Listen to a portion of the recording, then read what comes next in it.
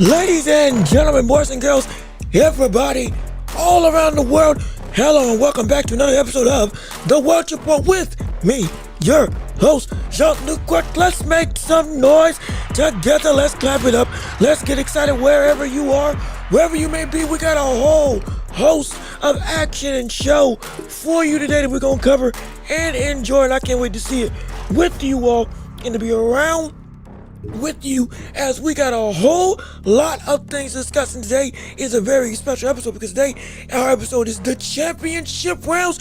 You all drive the conversation, you all drive all the ins and outs of what we got going on our show today. You all control all of what we see and what we do in terms of reference to how the flow of the show's gonna go, topics, conversations, debates, and all of the like. You are in control on today, and we appreciate you spending time out on this afternoon with us as we talk about the world of boxing and beyond to entertain the masses all around the globe. And if you haven't already, go ahead and do us one quick favor and subscribe to the channel. Come on, be a part of the Holly Show.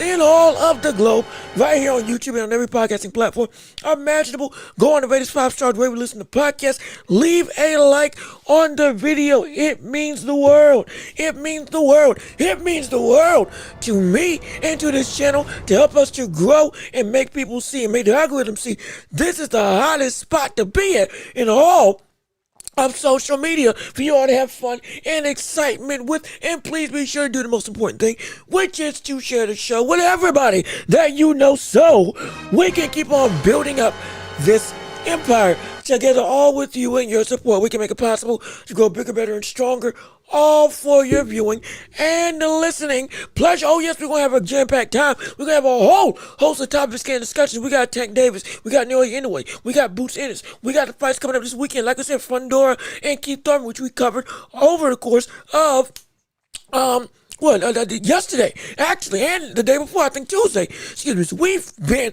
talking and revving up this fight week, and we got a whole bunch of things on the horizon that we also got to discuss and deal with. So hey, with all that being said, we appreciate you being here. Oh, and one more thing, if you want to support the channel, we got Cash App, PayPal, links down below in the description. Super chat, super gifts, stickers, and the like if you can support the show. I would appreciate it. Help us out, help us to grow, help us to shine, and help us to pay the bills. If I'm not gonna lie, hey, look, hey, we gotta do what we gotta do.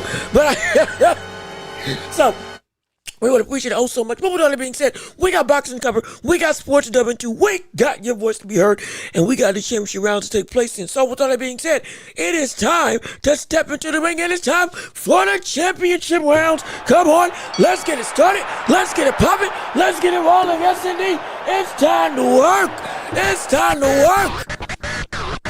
Let's go, and let's see what you all gotta say on today as we start out our show. And one of the biggest things that we can start our show with in this championship rounds edition on this Friday is something that we covered in a tidbit earlier yesterday, or rather late in the show yesterday, and that is Gervonta Tank Davis.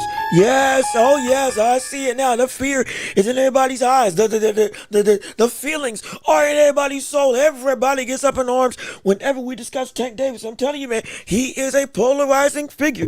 No question about it. This man will bring the masses out. Everybody cheers and screams and hollers when he steps on the scene. No question about it.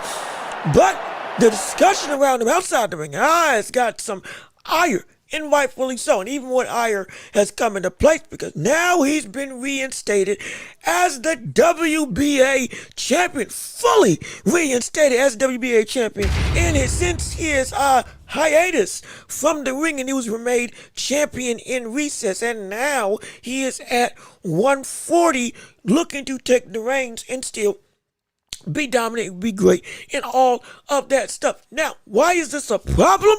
Well, because he's at 140. He was made a champion at 135 yet again. Now, doesn't that sound problematic? Does that not sound like a little bit of an issue? We got some problems here. We got some problems here. Does that not sound a little hypocritical, especially when we had to see Shakur Stevenson, who got permission from the WBC to reign and move up to fight Tio, and now he got stripped of the belt because of the fight with Tio. But Tank, who's moving up to fight allegedly Eastside Cruz in deals that are looking to be actually made fervent and possible, he gets to go and fight at 140, that not even for a belt, but he then still gets to reign as a WBA titleist at 135, and we get to see Floyd Schofield, who's supposed to have a fight up and coming, that was supposed to be a championship opportunity, no longer get his shine at the title, and that seems very unfair. I'll be completely honest, that seems very, very unfair. That seems that's problematic. Look, I'm not one to talk like I know anything, but I know something when it comes to a little bit of hypocrisy.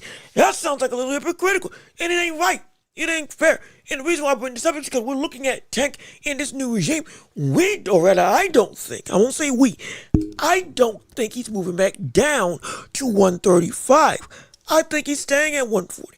So the fact that he's reigning up at the belt seems to be a waste of time because I don't know if he's going to go back down there. Because outside of what Abdullah Mason, which again, he hasn't been showing he wants to fight recent, Floyd Schofield, he hasn't shown, he hasn't had any real interest in.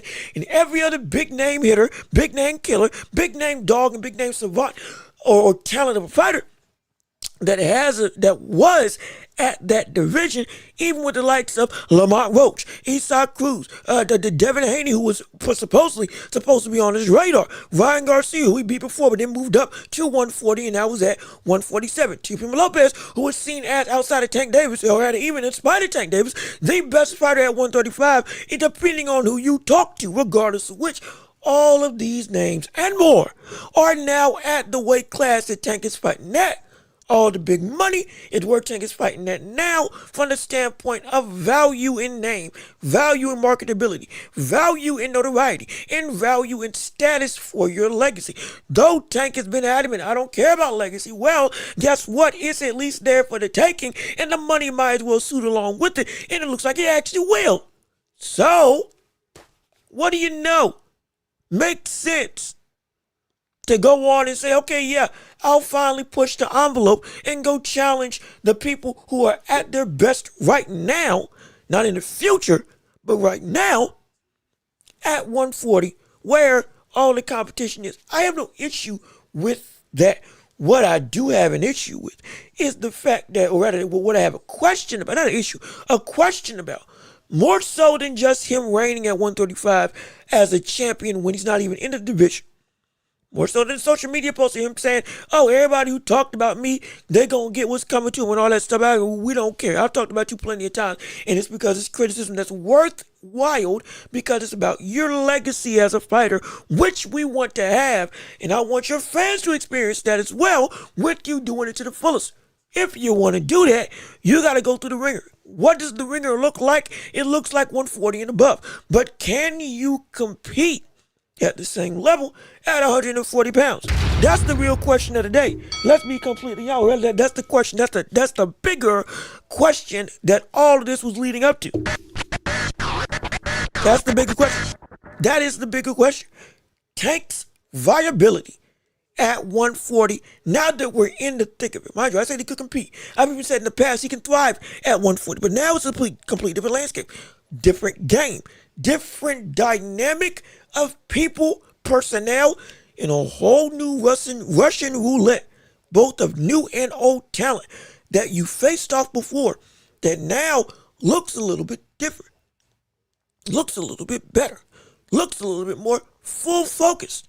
Not to mention you got Raymond Murataya that's also just became champion at 135. If he decides, hey, you know what, it's time for me to move up and move out, go on and go where the sun shines brightest, all the way up at 140, he's also in that conversation. Andy Cruz could also get in that conversation. Don't forget, he's 33 years old, or 32 years old. Excuse me. He's still young. He can still stay there. But as the body ages, and it could age quicker for anybody, it depends, because we never know. It's ebbed and flowed and changed and shifted a lot of times. It could come to a point. It could come to a head. It could come to some danger. Oh, Andy Cruz got to move up there too. By the time he's, 33? 34 years old? Outgrowing 135 maybe? Now he's bulking up a little bit more. The weight changes and shifts. You can have, within the next year or two, a good chunk of competition all within your way of people that gave you tests, gave you challenges, gave you struggles, and also new faces in the division that are also special, also exciting. Or, let me not say new. Old faces that were with you that you didn't fight that are now up there. That now everything is on the docket for consumption for the public. Shakur versus Tank. Ooh wee. Oh my. Oh my indeed. Oh my. You want to talk about a fear factor from the standpoint of a loss potentially incoming. A structured fighter built to win. More not just built to last, built to thrive, potentially against Tank Davis. We say this is hypothetical because we don't know what the fight's going to be like. We're just looking at the picture of talent that we are experiencing as we watch Tank get into this new division. And the question of viability, success, and still latent dominance comes to a real head when we had to ask, okay, we've been hyping up he can fight up here. We've been hyping up he should belong up here. He knocked out Mario Barrios, so he can definitely compete and got the power to stay up here. But now we got to get a little bit more technical. Against which fighters are potentially the chances of Tank winning not as foregone of a conclusion? Have we overblown the idea that Tank is a shoo-in to be the best brother up here at 130, at 140?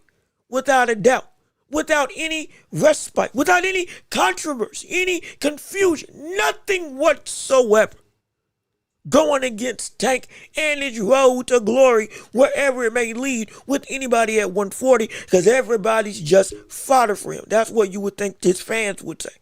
Which I have nothing against the fans. Hey, for them, root for who you root for. But this is the veteran that's been dominating Tank's career for the whole, which has diminished most other fighters, even if he hasn't fought them. It's just because if they ain't Tank, they don't matter. We've heard that conversation multiple times before. We've seen that conversation multiple times before. I've hated that conversation multiple times before. Because if nothing matters for Tank, nothing matters for anybody. It's seemingly the public eye. Thankfully, that started to change. Like we said, the sun no longer revolves around Tank. And the boxing landscape is not solely defined by the movements of one man below 147. Because that's what it used to be. Errol Spence was absolutely popular. No question.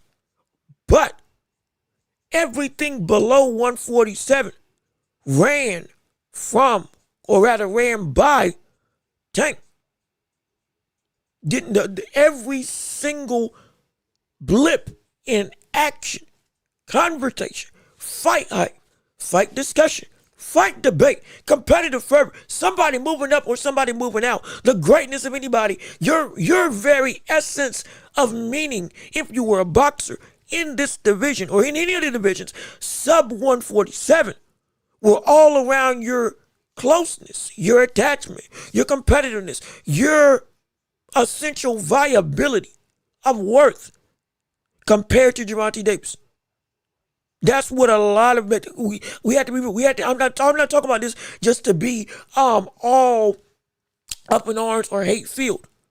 We're taking a step back to scale exactly how the landscape of this world of 135, 140, 126, even down to 122, all moved around and all operated. It was him. With Ryan Garcia, it was him. With Devin Haney being dominant, it was still him. That was the bedrock of sorts. Thankfully, that bedrock got broken up, and we moved on from needing Tank to be there with everything as only revolving around him as the main driving force. But still, that doesn't change the fact that there is a man now who faces a new landscape. Even outside of just the top three, you still got Lamont Roach. That can be a huge struggle. You can potentially struggle against Isak Fuzu. That style gave you a lot of work the first time y'all fought. Yeah, sure, Frank Martin's there and you can probably beat him again. We understand that. We get that completely.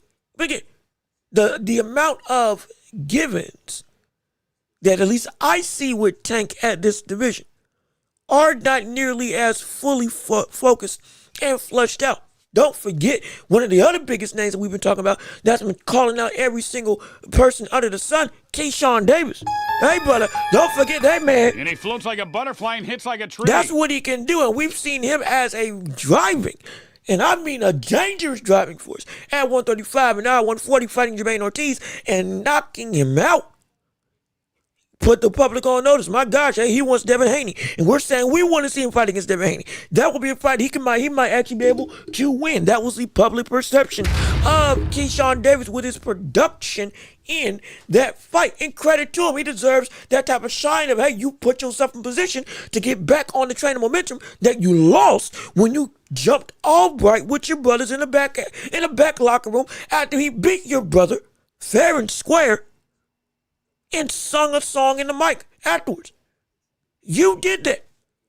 Or at least you were a part of it. And you also missed weight for the fight. It was supposed to be your headline, your crowning moment, your opportunity to be at 135, reign, fight Abdullah Mason, fight Floyd Schofield, potentially be able to call out Tank, because then all of a sudden now you're moving through the best of the division outright, and that would be one of the biggest fights out there. And it just full-blown stop. I mean, just hit a wall, crashed and burned, quick in a hurry. But he got it back on track, took some time off, had a destruction, or rather a technical destruction of Jermaine Ortiz and put him out with a KO to the body. And now he's in the biggest of names as a connected conversation. Love it. Appreciate it. We're glad that it's happening. We really are, or at least I am. And this breeds the conversation that he is now in the mix. Whether we want to say whether you want to believe it or not, he's in the mix to fight Tank at 140. Because he said he's moving up to 147. He keeps on saying that, but he keeps on only calling out Devin Haney, and then also calling out Ryan Garcia. And because he can't get the fight with Devin Haney, he might go and get the fight with somebody around 140 and just stay there. I don't know what he's going to do.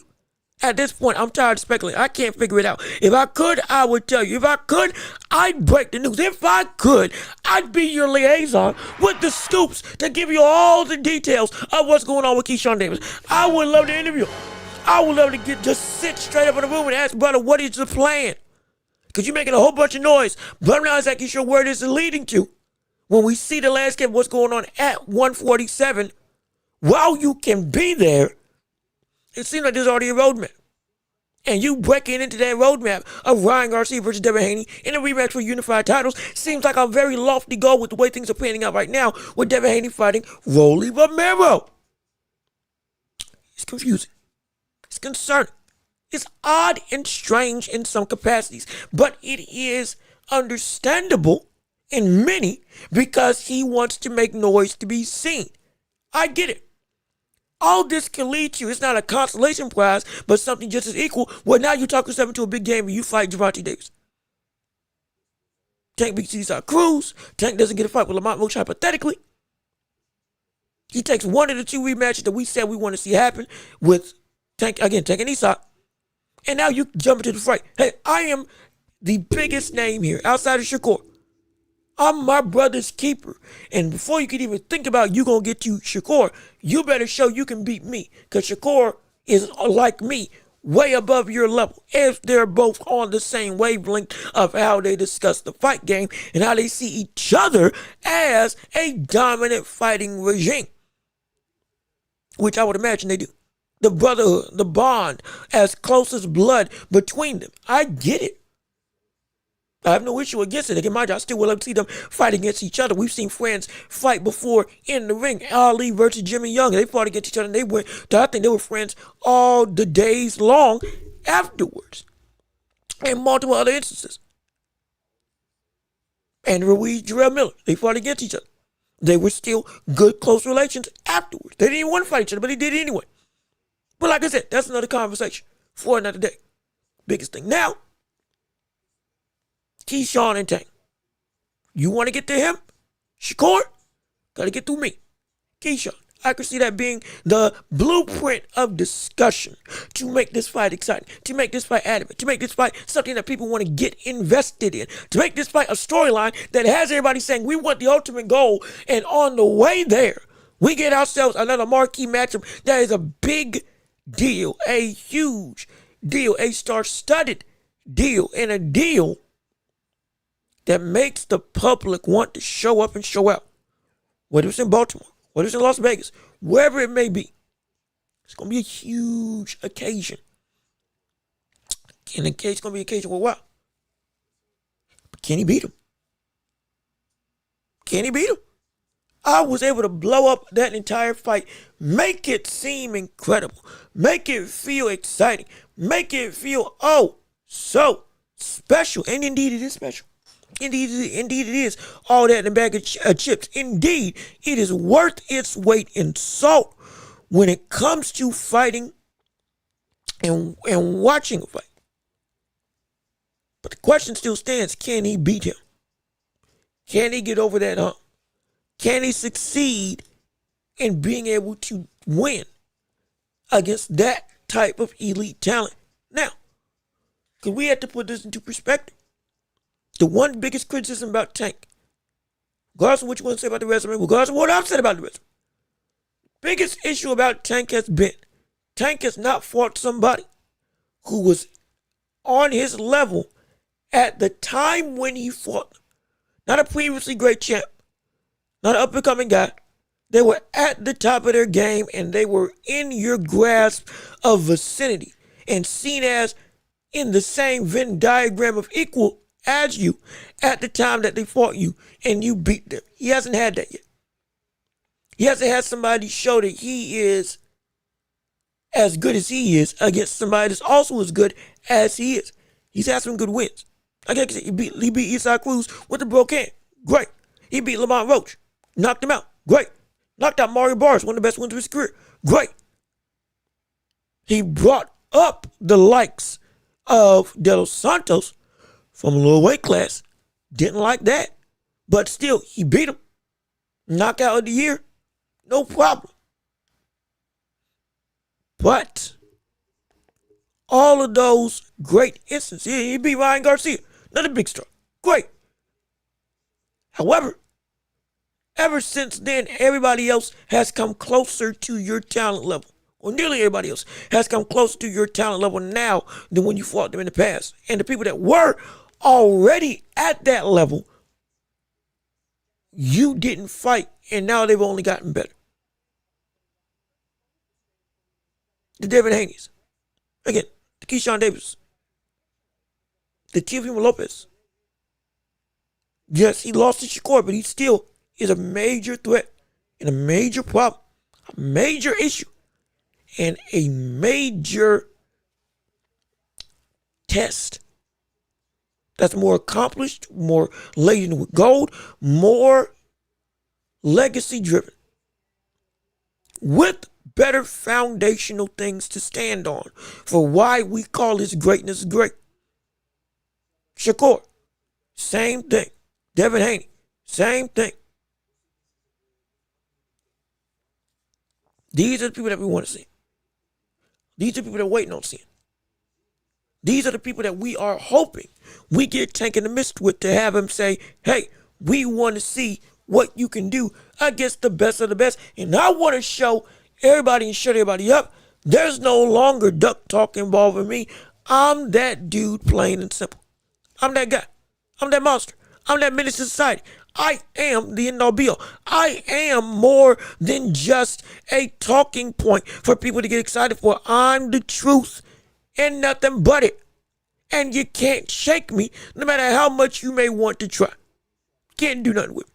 You can't mess with me. You can't hang with me. That's what we want to have said about Tank. With proof on top of talent. Not just talent. And again, that's another conversation we actually do need to have for discussion, or rather when we're looking at the landscape of boxing. What constitutes the level of a fighter? Is it more important that the talent of what they see or what they show is up there? Oh, he looks like one of the best in the world. He looks like one of the best in the land. He looks this, that, and the third, which all is true. Or is it the resume of a fighter that makes somebody worthwhile and worth being sought after as this is a great fighter that we should pay attention to? Which one is it? And I ask that because I'm a little bit confused by the landscape of what we've been seeing in boxing lately. Mind you, Boots Ennis, perfect example. Best fighter in the division, best talent in the division, and people already called him the best outright in the division without a belt.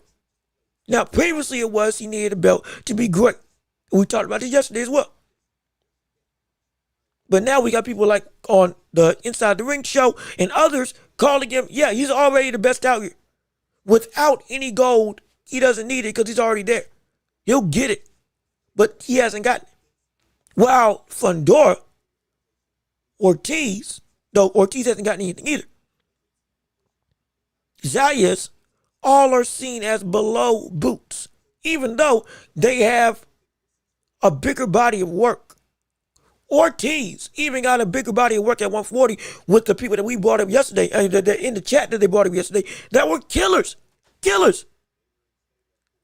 Boachuk, Lubin, Madrimov. That's just three of his most recent ones. He's been taking on a litany of tests that you all brought up in the chat. It is insane and it's worthwhile. But again, he's seen as worse in a lot of people's eyes than Tank Davis. But the accomplishments up here don't match the same way. And I'm not trying to paint a picture and say, oh, Boots is a bum. No, I'm not doing it. I'm using this instance as a question. What matters more, talent or accolades? Because I'm getting a little bit confused because it seems like talent is getting upmarked when it's great, absolutely. But it seems like it doesn't need the accolades to be able to be seen as, hey, he's already up here. But we've had instances where we had to say, you're not that up until you win. But now we're getting people saying he's already better than everybody else. Going back to Tank. Tank's already better than everybody else, but he doesn't have anything gold up here at 140. So, where is the line and what matters more and why? I would think that the accolades matter more than just the outright talent. Because the accolades show that regardless of what talent level you were, you found a way to pull through. You did. And you can have all the talent in the world, but again, you can lose. Which is no disrespect to losing. Because anybody can lose. But it's the fact of success with talent. Not just talent in and of itself. Should be the benchmark. The proven track record, the proven paper of evidence. Somewhat it seems like it's changed a little bit. At least from the public perspective. But let me see what you all got to say because I don't want to waste too much time talking y'all's head off. What's going on with you? Yo, Burr, how you doing? Good to see you. Thank you for tuning into the show. We're so happy that you're here on today as we're covering the world of boxing and beyond. This is the championship rounds. Got my coffee.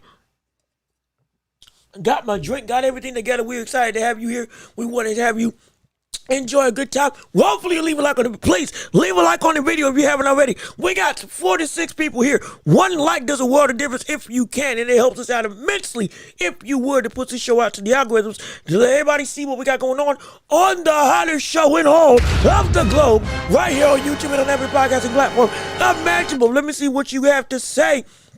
As we're continuing on the show, I have Virgil winning 100%. I'm going to put money on the fight when it happens. You got Virgil. Oh my. Now, granted, we weren't necessarily we can switch gears and talk about different conversation. If we want to go Boots, we can go Boots and Virgil. You think Boots is going to win 100%? Man, that is, wow. No doubt in your mind that you say Virgil's gonna win. Well, I credit to you. I'm glad that you doubling down. I get it. I understand it. I completely feel what you're putting down. And I see the logic. Mind, we've talked about that fight ad nauseum. Which there's still so much more we can break down. I'm not tired of talking about it. I'm just saying this is such a great bout that can happen between the two. Yeah. If you can find your way to get yourself to 100%, one side or the other, credit to you, because I still can't do it. I'm still like 50-50 or maybe 51-49%. slightly leaning towards Boots, but that can change on any given day depending on how I'm looking at the fight. Because both of them can get caught. But when we look, if you're going off of he's got better experience at 147, I understand. He's been one of the most, he doesn't have a title. He should have a title. He needs to go on and get a title as quickly as possible. Start making noise and demanding for an opportunity. However, there is no way that I can't say he isn't one of the most war-tested greats in this division. Of all of the five, or of all of the top 10 that are currently ranked up here, I believe he's had the most legitimate killers in his vicinity, or rather, on his resume that he fought. I think he's got the most out of everybody else he's fought against, because it's insane. Truly. Again, I brought up 3. Majimov. I brought up Boachuk. I brought up Lubin, who again he knocked out in 2 rounds. He has been on a tear. He's fought Frederick Lawson. He's fought Calavasquez.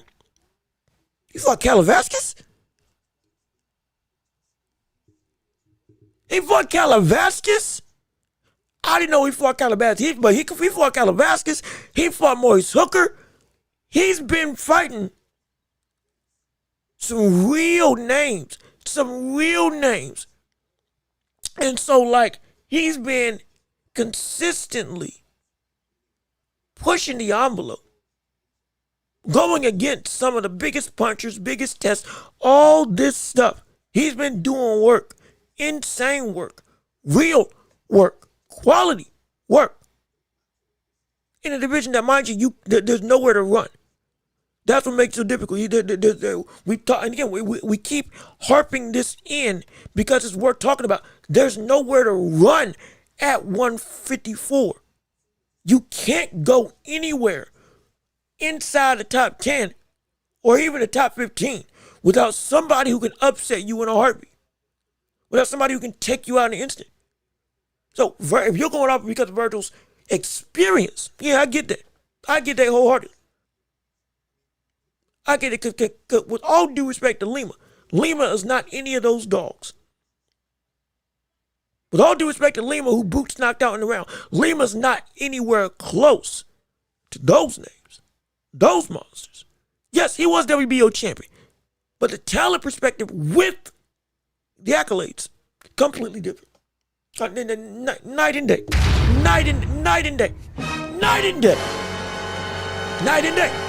It's night and day.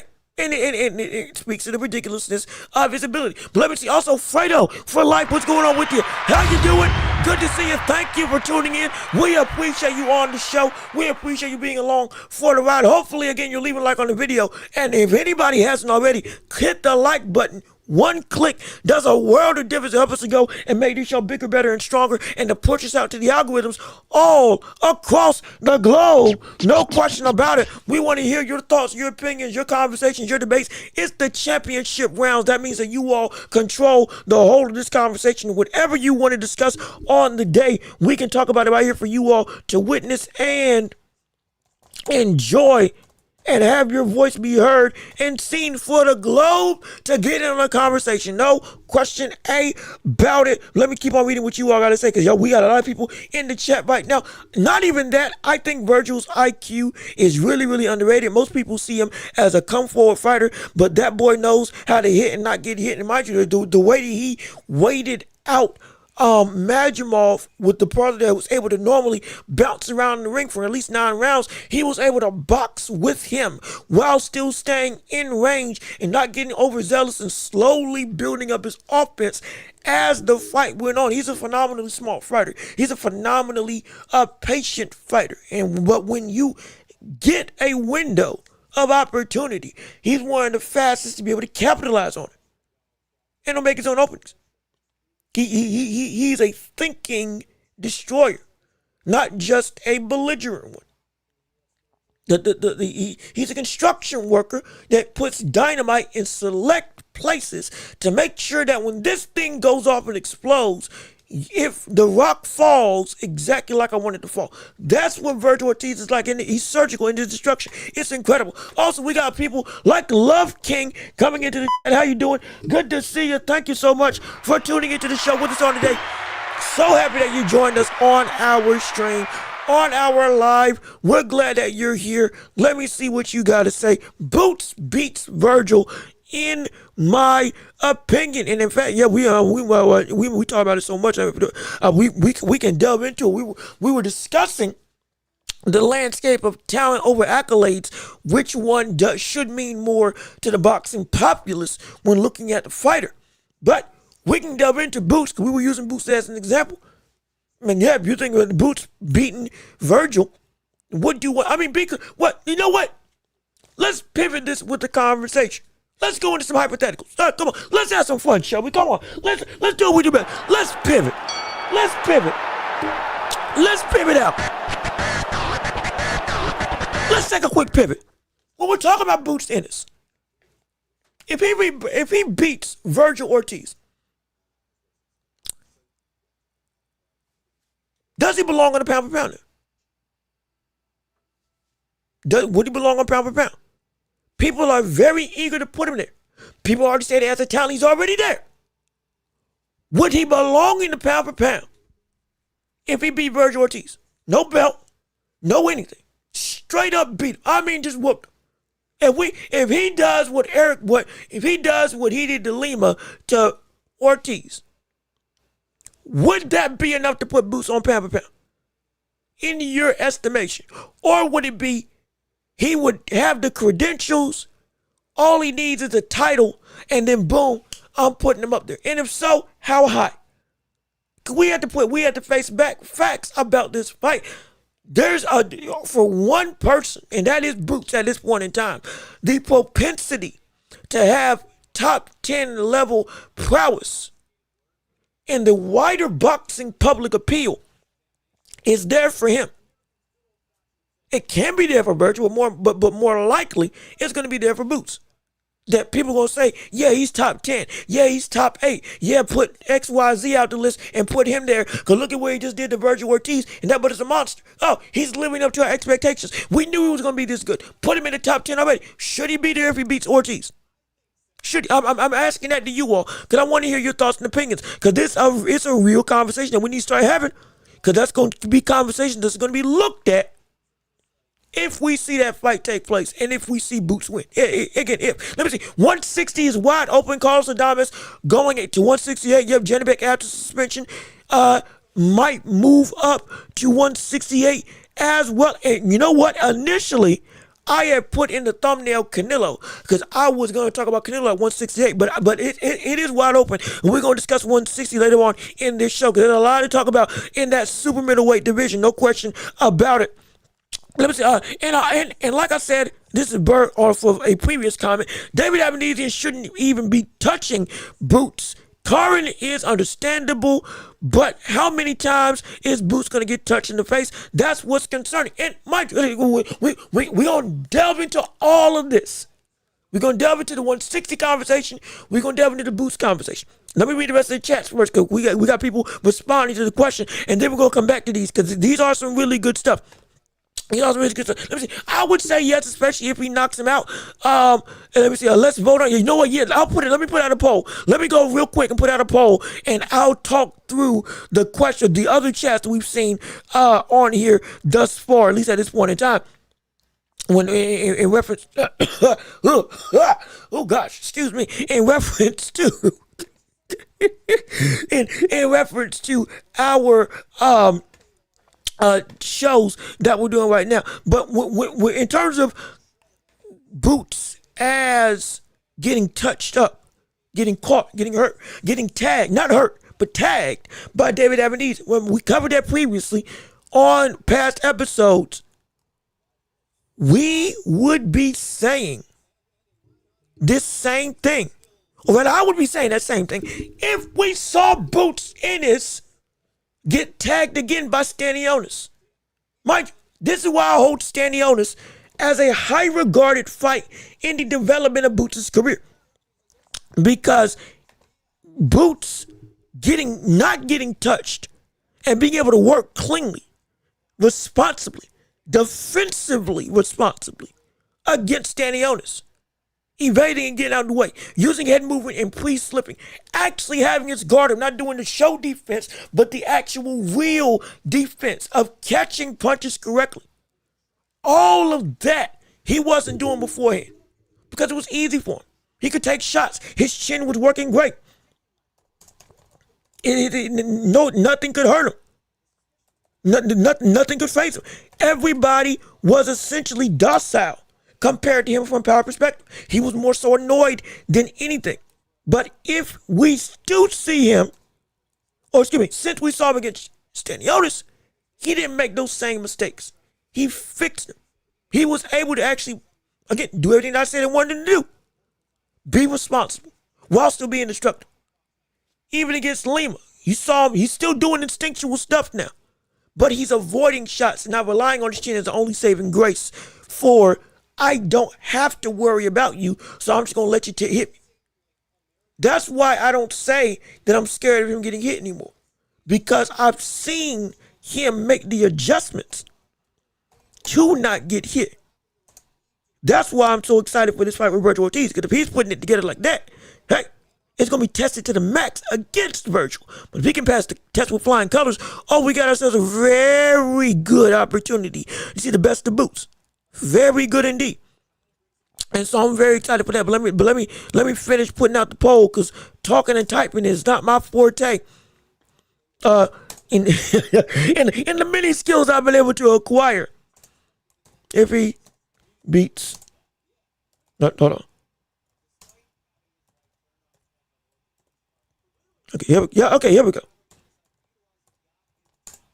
Is Boots top 10 pound for pound if he beats Virgil Ortiz? That's the question I'm putting out on the poll, and I'm going to let you all vote on it. Yes or no? Simple yes or no. Simple yes or no. Nothing gratuitous, nothing outlandish. Simple yes or no. Is Boots top 10 if he beats Virgil Ortiz? Without a belt, there's no title on the line. Nothing involved, just the win. Is that enough, or is there more? This might lead back to another conversation that we had previously involving, we were just having earlier on this show, involving talent over accolades. Which one would mean more?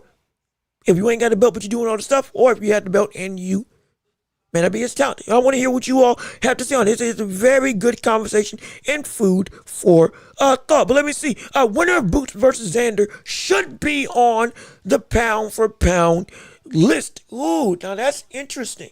Boots versus Xander should be pound for pound.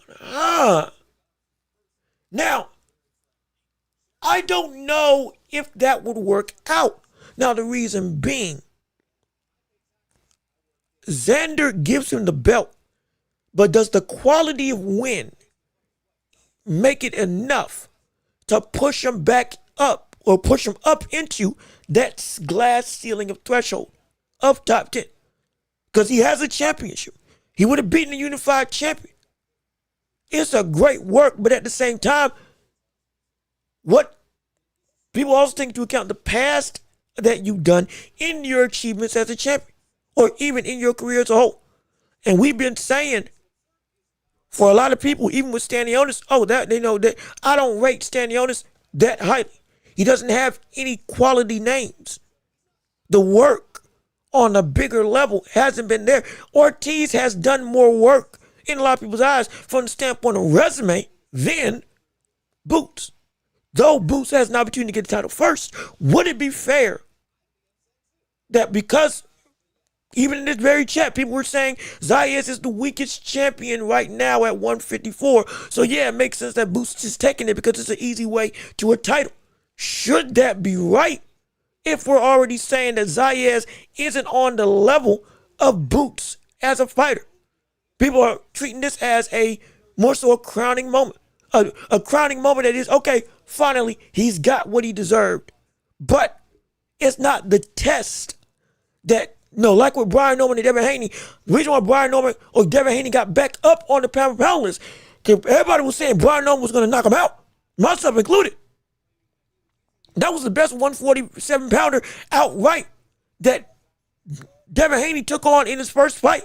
And when Devin Haney looked abysmal, and we were saying, or I was saying, Devin Haney is going to get put to sleep against Brian Norman. Everything that Brian Norman can do is built to stop Devin Haney, and he proved me completely wrong. That one win with the championships and with the stakes at hand got him back to that top 10.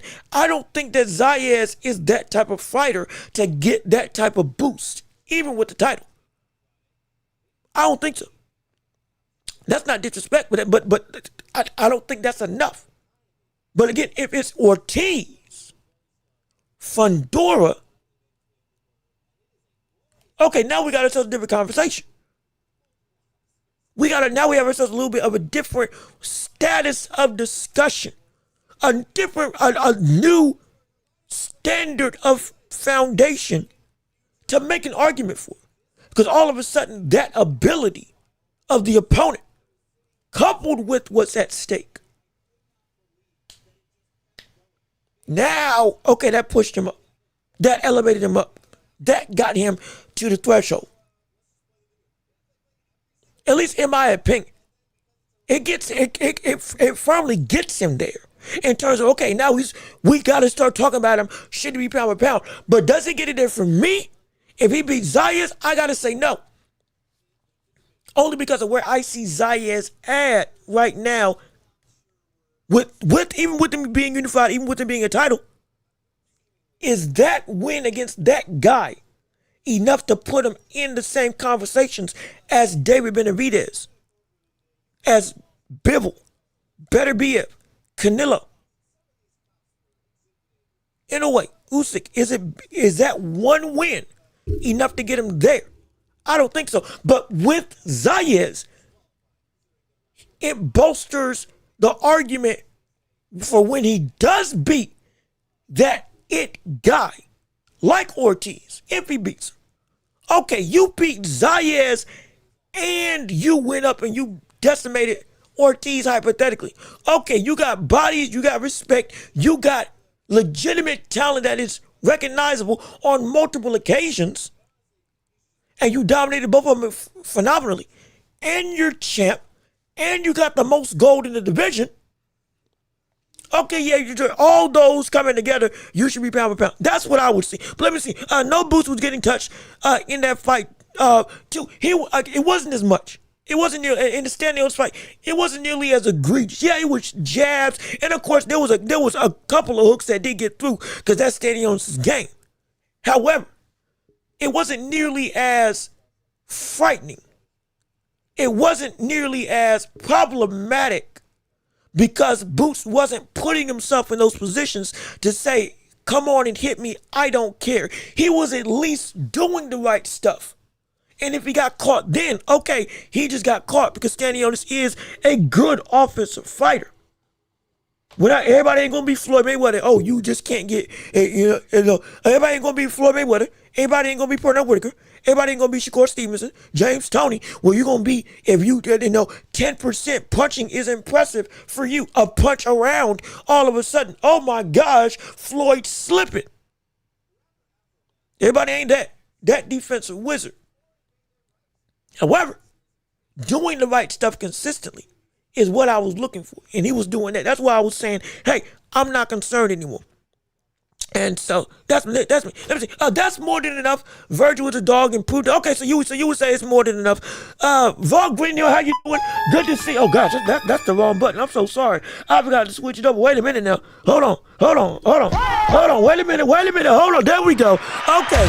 Thank you for tuning in. Thank you for tuning in. Thank you for listening. We're happy that you're here. We appreciate you on the stream. Hopefully you're leaving a like on the video. Like we say, one like does a world of difference. Jab the like button, smash the like button, hit it, do whatever you want to do. Blow it up if you got to. Just make sure you do hit it one time, and it makes it so that this show gets pushed to the masses around the globe. Please do. It means the world to me. Absolutely no question Hey, but let me keep on reading what you all have to say. Boots has to be Virgil, Xander, and the winner between Thurman or Fundora to be in the top 10 pound for pound. Make him top 5 if he can accomplish that. Okay. Now, I will say, I don't know if he can get the top 5. Because if he gets the top 5, that means that he would have gotten above Benavidez beating Zerto. And if Benavidez beats Zerto, if Benavidez beats Zerto, I'm putting him above Shakur. That's not me trying to be mean. That is the preposterous nature of that type of success. I was saying if he does accomplish that, that'd be insane. If he wants to get to top 5, the men that he has to beat out are between Shakur and Dave Benavidez. And what they both been doing. Oh boy. That's ridiculous. Now I think if you want to put him above Bivol, better BF, okay, we can have that. I think that's a fairer conversation. You want to put him above Devin Haney? I can have a fair conversation about it. You want to put him above Canelo? I can have a conversation about it. That between that 10th and 6th spot, 10th and 6th, 10th and 7th, I can see that's where Boots would fall. With what we've been seeing, because that top 5 is stacked. That top 5 is stacked with consistency, dominance, accolades, production, and individual talent. That is something insane. It is hard to crack that top 5. But Boots, if he does go through that gauntlet, you can't get through Murderer's Row like that and not get the respect you deserve for being in that top 10. So I would say around at least 8. I would say at least 8. At least 8, if not higher. If he does that, I would be remiss if I didn't say, you know what, I can put him above Devin Haney. He goes through that work. I can put him above Devin Haney. I can put him in that 7th spot. I can put him above Bivol, with Bivol being out and inactive. I can do that. I can put him above Canelo right now. If he goes through that, I can do that. I'm down with that. I mean, honestly, they both haven't fought people. Who does Boots really have the? So does Boots really have the advantage? Well, no. Be clear. Virgil Ortiz has fought names. Boots has gotten accolades, but Boots hasn't gotten those dog names. Virgil Ortiz, again, we brought it up. Bochuk, Madrimov, Erickson Lubin, Maurice Hooker. He's Calavasquez. Gosh, I just found out he fought Calavasquez. The same buddy who Terence Crawford said that was one of his toughest fights. He's been through the ringer at this division, doing work against quality competition. That's what gives Virgil a lot of respect. Boots has been able to reach the top of the mountain, get the titles, become unified. He knows what it's like to be champ. But he hasn't fought everybody we've been saying he's fought against outside of Stanionis. Has been made for him. They're the perfect fighter for him to have. And if he fought people like Shukajan and David Avanesian, it's been, you've had a little bit of a struggle. We've been concerned. You've been getting caught. You're getting touched up. You're getting hit. This should be an easy fight, but you're struggling. Oh my. Even though the talent is what we say the talent is. So it's kind of a mirroring fight from a career perspective, where each one has what the other lacks. Boots has titles. Ortiz has elite competition on a wider scale with his resume. So it's intriguing. And if you pick Virgil Ortiz because of that experience, along with his IQ, I can't say I'm mad at you, because I get it. I do get it. Virgil has been in the ring with killers that are also seen as on his same level. Boots has yet to have that. Now, there are a lot of people that are on his level, but the point still stands. He showed his mettle of where he is when somebody else is worth their weight in salt compared to him. That's what Ortiz has done. So that's where the advantage lies. The finding a way. the testing grounds of what you are. That's where that's where the things have shifted and changed.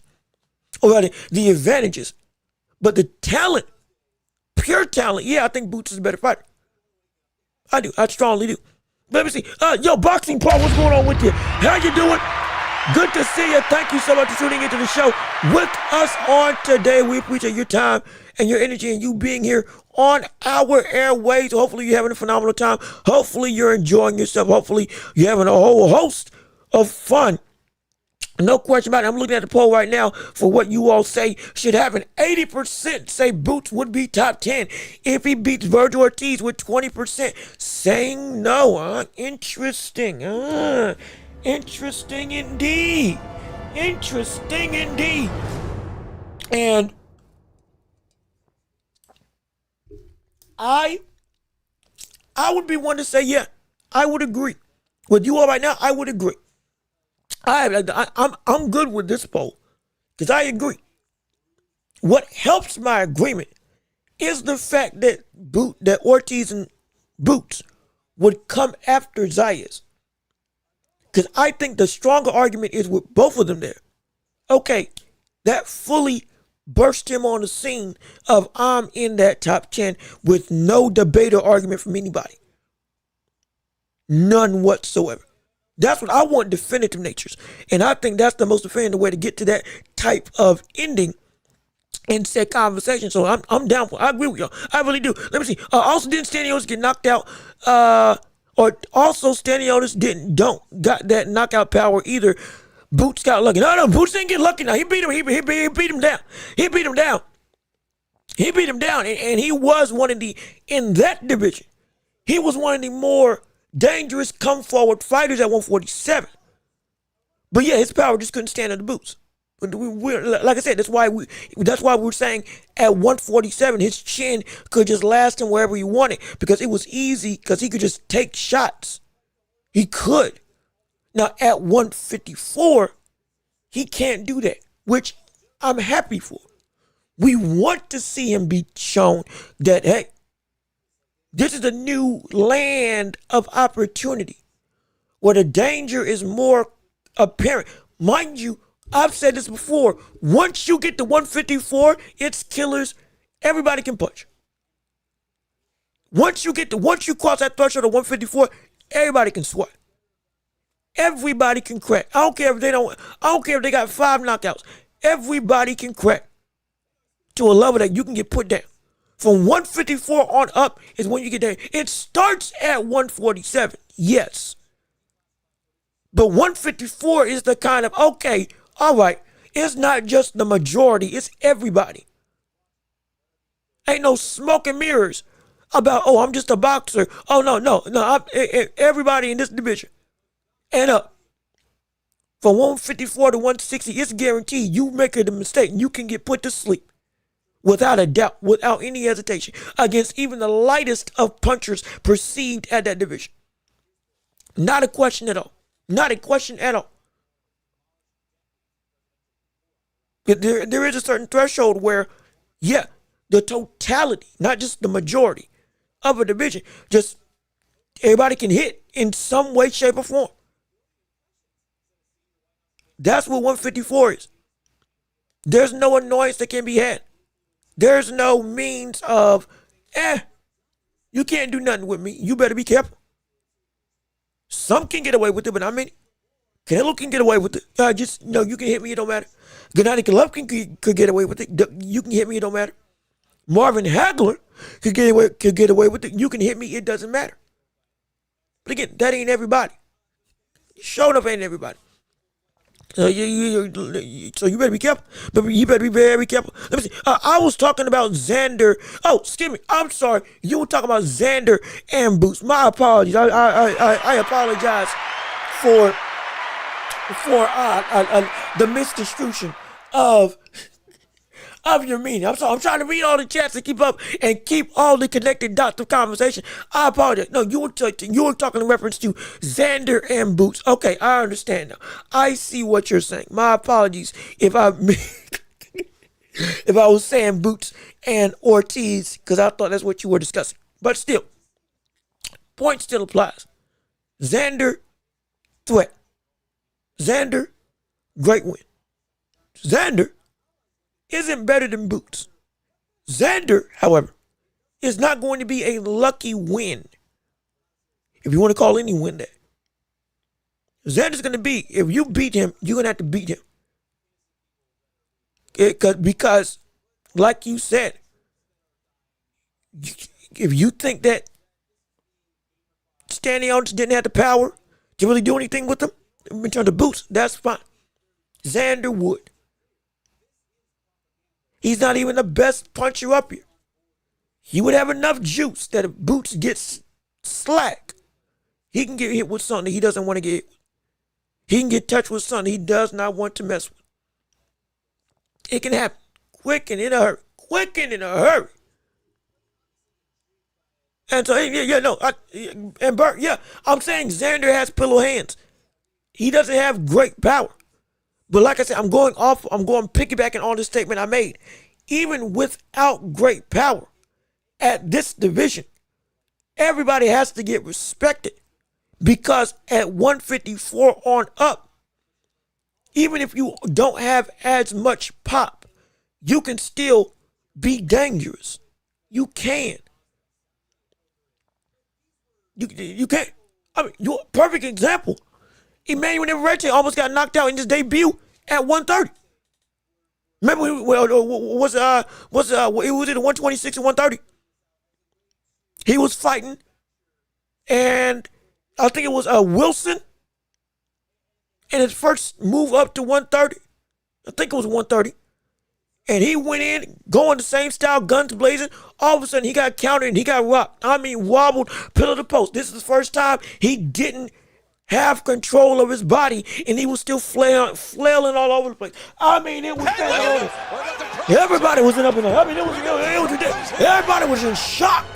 I remember watching that fight, and I couldn't believe it. I think I was in college actually watching that fight. And he was going, I mean, every which way but up. And he finally got knocked down. Then got knocked down again. And it was like, oh my gosh, the man who never gets hurt got hurt against a brother with 5 knockouts on his, I believe it was 5 knockouts on his resume. Either 5 or 10. One of the two. But a very low knockout ratio. And he almost ended the undefeated streak. The winning streak, of Emmanuel Navarrete. And stopped one of the most dominant, dangerous, unorthodox punchers that seemingly never got hurt. He had him wobble for 2 rounds. Dream streak. It was bad. Bruno Saras just knocked out Jaime Munguia in their first fight before they had a rematch. Remember that. Bruno Saras was one of the weakest punchers at 168. That was supposed to be a give-me fight for the likes of Jaime Munguia. Easy work, not even tested. Shouldn't have struggled at all. It should have been dominance without remorse. And his buddy, now he was winning the fight. But then one shot, because he got lax, boom, put him to sleep. And I mean, that brother was gone. He was gone. I mean, he was gone. I'm talking about you would have thought that man got hit with a rock behind the head. That brother was out with one clean punch. Not a volley. One clean shot, I believe. Put him out. Put him to sleep. To the point that he had to get medical attention to get up. He did not know where he was or what he was doing. It was that bad. Bruno Saras did that. I'm telling you, I don't care if you think Xander got pillow fist in hands. Boots better never go away from that defense responsibility from this point out. Because Xander got enough power. He may not have a lot of power. He got enough power that if you make a mistake, he'll put you out. He's knocked out people before. Don't forget. He's knocked out people before. He has knocked out people before. You can say you can say he's not a knockout artist. That's perfectly fine. But I cannot buy into the fact that he doesn't have power. I do believe that he has some power. I do believe he's got some power in them hands. And he can if you press him wrong, he can put you in trouble. He can put you in trouble quick and in a hurry. I'm telling you, because he's done it before. But let me keep on reading. True, I like Xander, but I'm just hoping he takes out some flaws in Boots. I mean, be real. The flaws will show up. They will. They will. It's gonna happen. There's no room for error up here. So if there's something there, it's gonna show up. It will show up. Let me see. I will rehydrate. I will rehydrate you, Tank Fight. I will rehydrate you. Tank Davis is fight soon. Oh, yes, he is about to fight soon. We are getting ready for a Tank Davis comeback tour. If you didn't see it, like social media. Now, we covered this earlier in the stream. Now, granted, some people weren't here over the stream, so I understand. And when we started, I was kind of a man by myself for a little bit. Y'all came through, and we love you, and we appreciate you. We talked about it a lot with Tank earlier on at the Heights. Or at the start of the show. We can address it again. There ain't no problem with that. In fact, I'll even bring up the graphic of conversation so that we can talk about Tank as the main point of emphasis for this segment in the show. Tank Davis and his it's supposed to be Tank Davis comeback. There we go. That's what it's supposed to look like. But yeah, he's coming back. And the question is, I asked this earlier. I'm not trying to beat a dead horse, but there are some people that weren't here. I asked the question earlier. Tank Davis coming back. How competitive can he be at 154 without, not 154, I'm sorry. How competitive can he be at 140 with the current regime of talent? New names, old names, and names that he didn't fight below 130 or at 135 that got better since moving up. And specifically, Keyshawn Davis, who, if he can't get the fight with Devin Haney, I wouldn't be upset if we all of a sudden got to see him fight against Tank Davis. That's not a consolation prize. That is an ultimatum that's worthwhile. Because we've been saying Keyshawn Davis was one of the two people, if anybody was going to beat Tank within his immediate vicinity at 135 at the time, it was Shakur and it was Keyshawn. And now it's still Shakur and Keyshawn Davis. If anything, it makes sense because Keyshawn Davis doesn't have a belt. Tank Davis doesn't have a belt. Keyshawn, while he may not want to fight for belts, even though I do think he does, or doesn't want to take, what's his name, Shakur's belt, because again, the Brotherhood, he ain't going to fight him. He ain't got no qualms against going against Tank Davis. Taking his shine, taking his regime, and taking his titles. What title of the most dangerous brother up here. Because he doesn't have a belt right now. Though he does have a belt, Tank does have a belt at 135, he shouldn't because he's fighting at 140 now. And if they're going to strip if they're going to strip Shakur for taking one fight up at 140, they should strip Tank and not reinstate him as full-blown champion at 135 when he's at 140. Yes, it's the WBO that did, or WBC that messed with Shakur's belt at 135, and the WBA who's fully reinstating Tank as champion at 135. Two different sanctioning bodies, but the hypocrisy still lies the same. Some for thee and not for me. Just like when it came to Usyk getting the titles, and then now you can't defend them in your rematches. Well, it's good. Errol Spence Jr. being able to hold on to his titles and not fighting mandatories for the IBF, but then Crawford wins, and both time Crawford becomes undisputed. The IBF strips him within 90 days without him even able to get a shot at a championship. It's ludicrous and preposterous. But that's what's going on. That's what's happening. It's a shame. That's what's going down. But let me see. Moon Man. Also, I didn't even say what's up to you. How you doing? Give it to if I didn't say what's up to you, appreciate you tuning in on the show. So happy that you're here. But let me see. Tank Davis is so overrated. And well, emphasis on the explicitives. Overrated. I heard it was going to be Pitbull versus Tank again. Well, you heard right, sir. You heard right. You heard right. Oh, yes, indeed.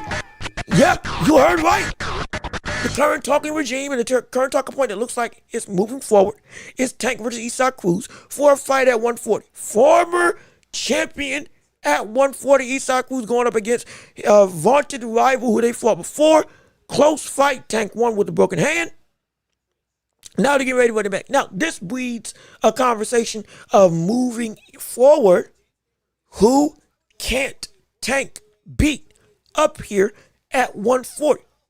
And could it be more than just Shakur that we had to say, you know what, I don't think he can beat him? Because have the fights with Lamont Roach and subsequently the fight with Isaac Cruz kind of sullied to some degree the invincibility aura of Tank Davis? I would say it has, specifically the Lamont Roach fight. If they fight against each other again, I would be very interested to see how that would go. Mind you, Isaac Cruz was able to knock Lamont Roach off his feet at 140 in their draw. Tank was never do that at 135. And Tank at 140 already said he feels uncomfortable. Or he didn't like having to fight Mario Barrios, let alone now he's got to fight everybody else who they ain't 6 feet tall, but they longer, taller, and potentially stronger. At least from a outright physical perspective. Punching power, yeah, Tank probably still is better than most, but physically controlling the opposition, Tank could be a danger. Tank could be in danger. There's some days I think, yeah, he still beats like Frank Martin. Yeah, I think he still beats him. But that doesn't mean he still beats him. But then when you get into, again, the Lamont Roach, the Cruzes, the Teofimo Lopez's, the Shakur Stevensons, the Gary Antoine Russells, stuff can get dangerous. We even got to put some respect on Dalton Smith going up against Tank Davis. And with that, especially now that we've seen him knock out Sabril Matias, we got to say, hey, Tank, if you thought Roland Romero was scary punching at you, if you thought the likes of stinking Ryan Garcia was scary with the power that he was throwing when you said, oh, okay, yeah, I had to be a little bit mindful. You're going to be in an absolute horror show dealing with that type of pressure going up against Dalton Smith, who now just knocked out the seemingly the Easter Island head that is Sabril Matias. Because the brother is just stoic as can be.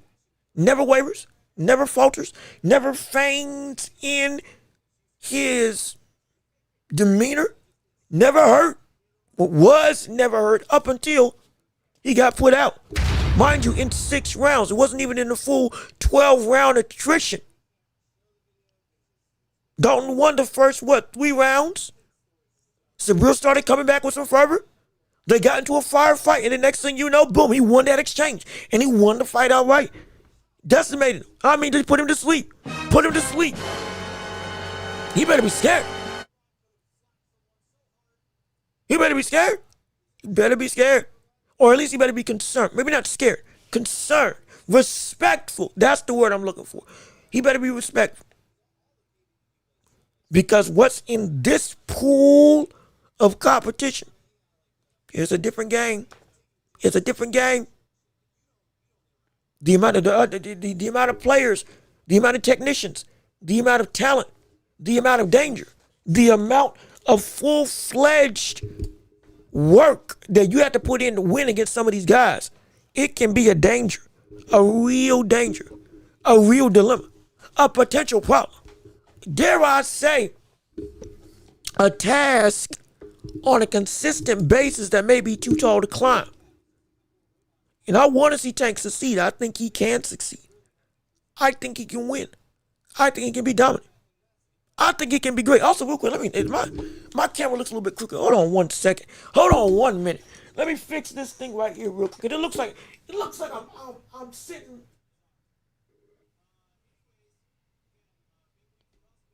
I think is that, hold on a minute. Wait a second.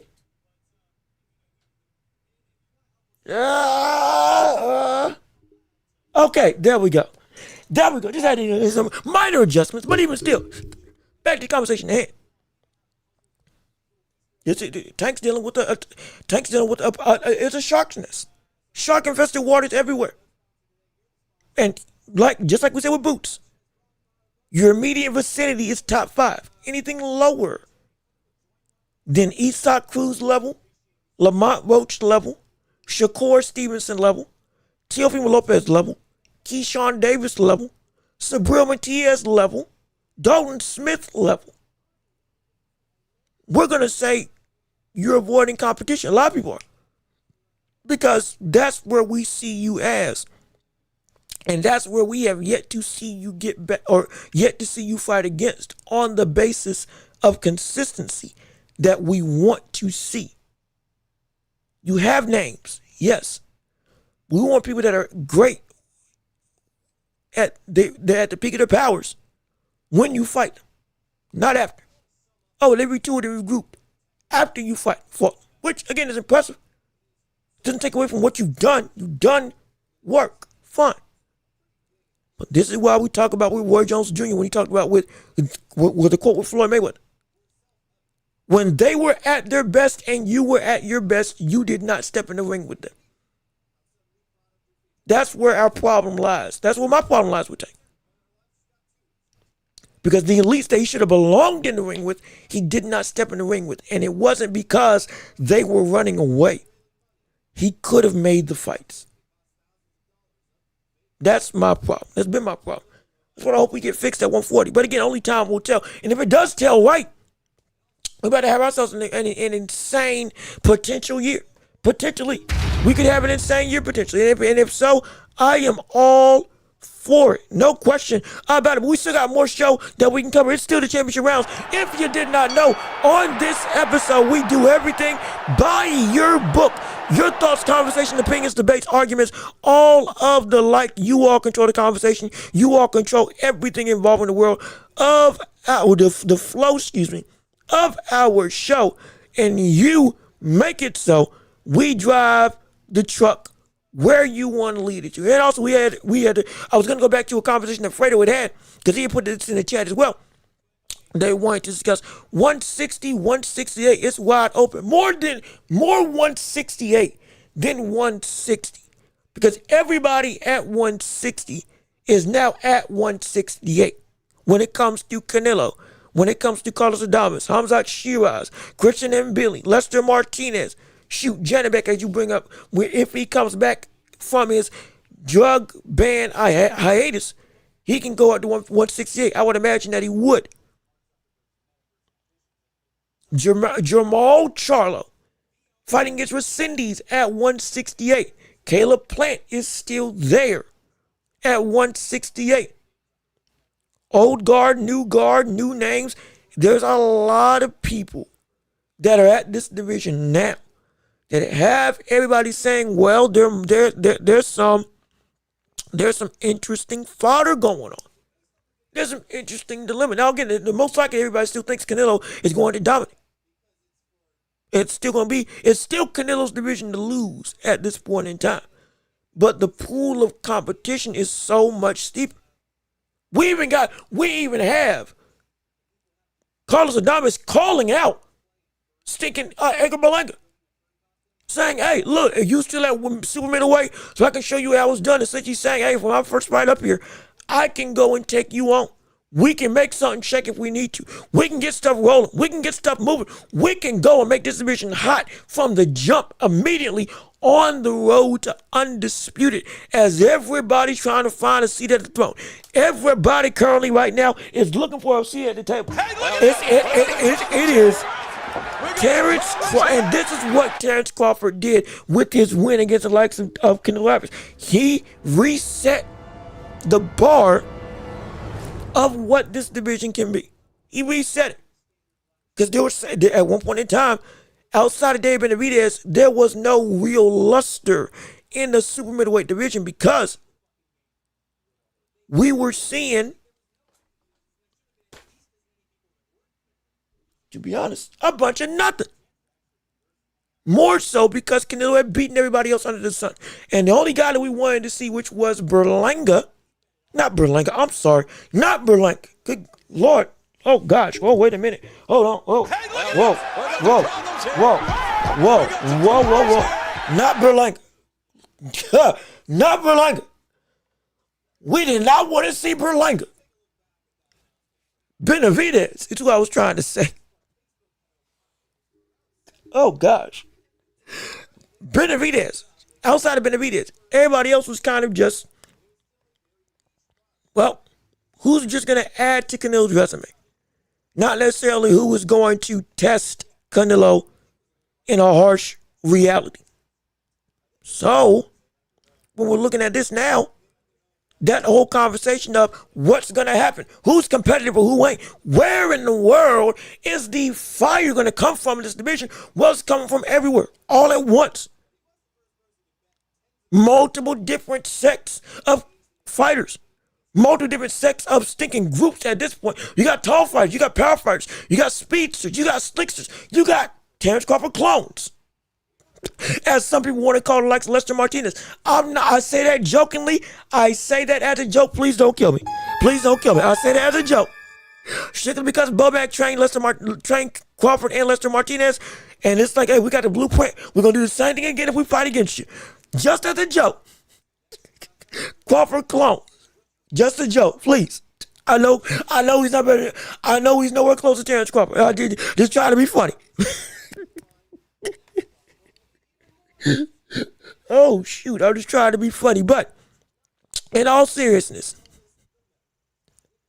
in all seriousness,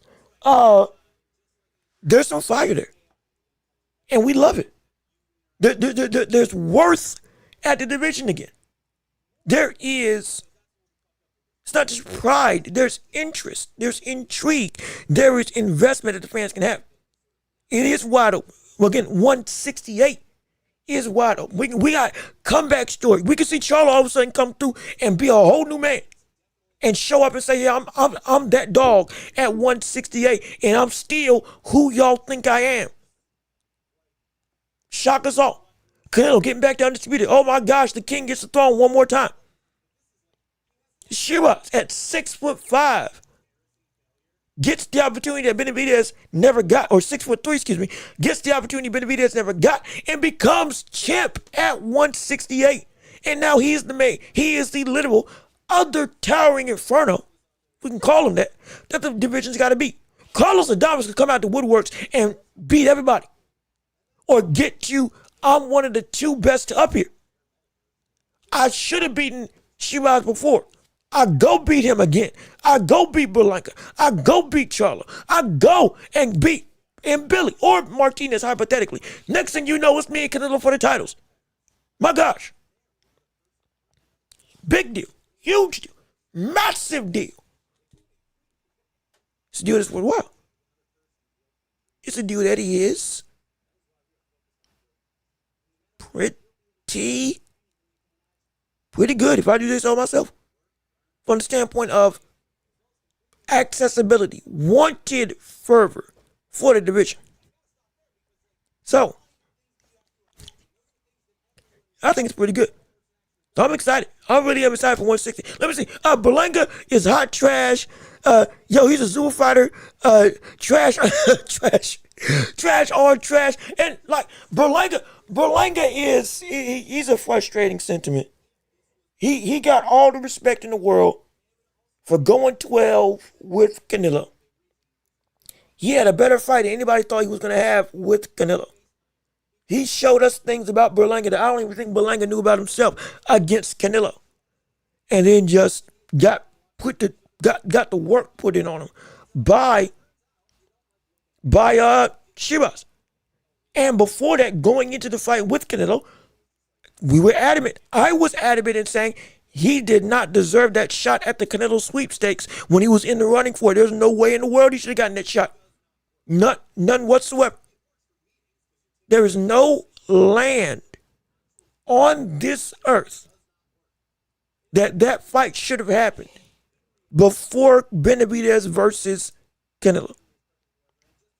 How in the world did Berlanga get a title shot with the work that he had done or lack thereof against the competitiveness of fighters that he had fought against? We were all saying this man was a fraud in respects of he has not proven himself. When the knockout streak ended, so did his perceived talent, because the brother was getting wins, but they weren't pretty. They weren't even effective. It was like, what the world is this?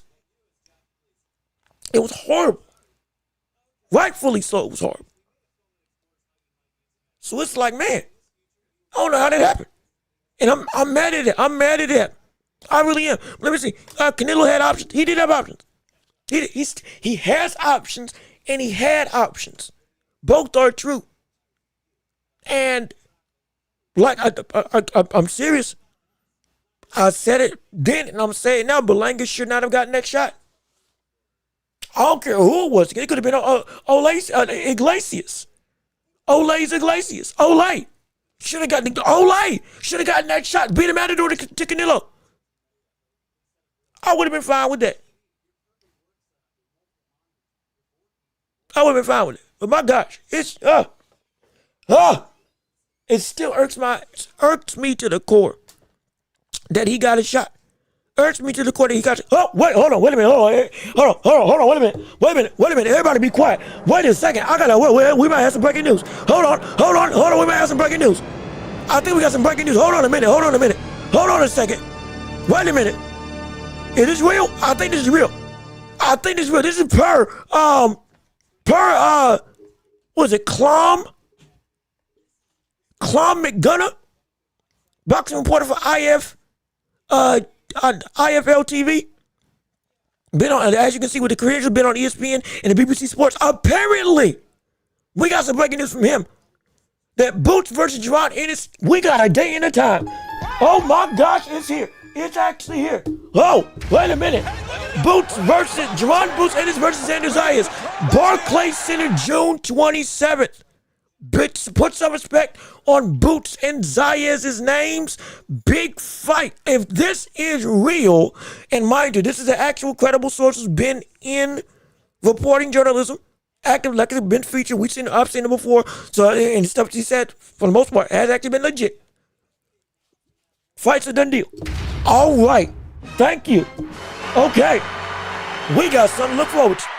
Apparently, we are outside the fight.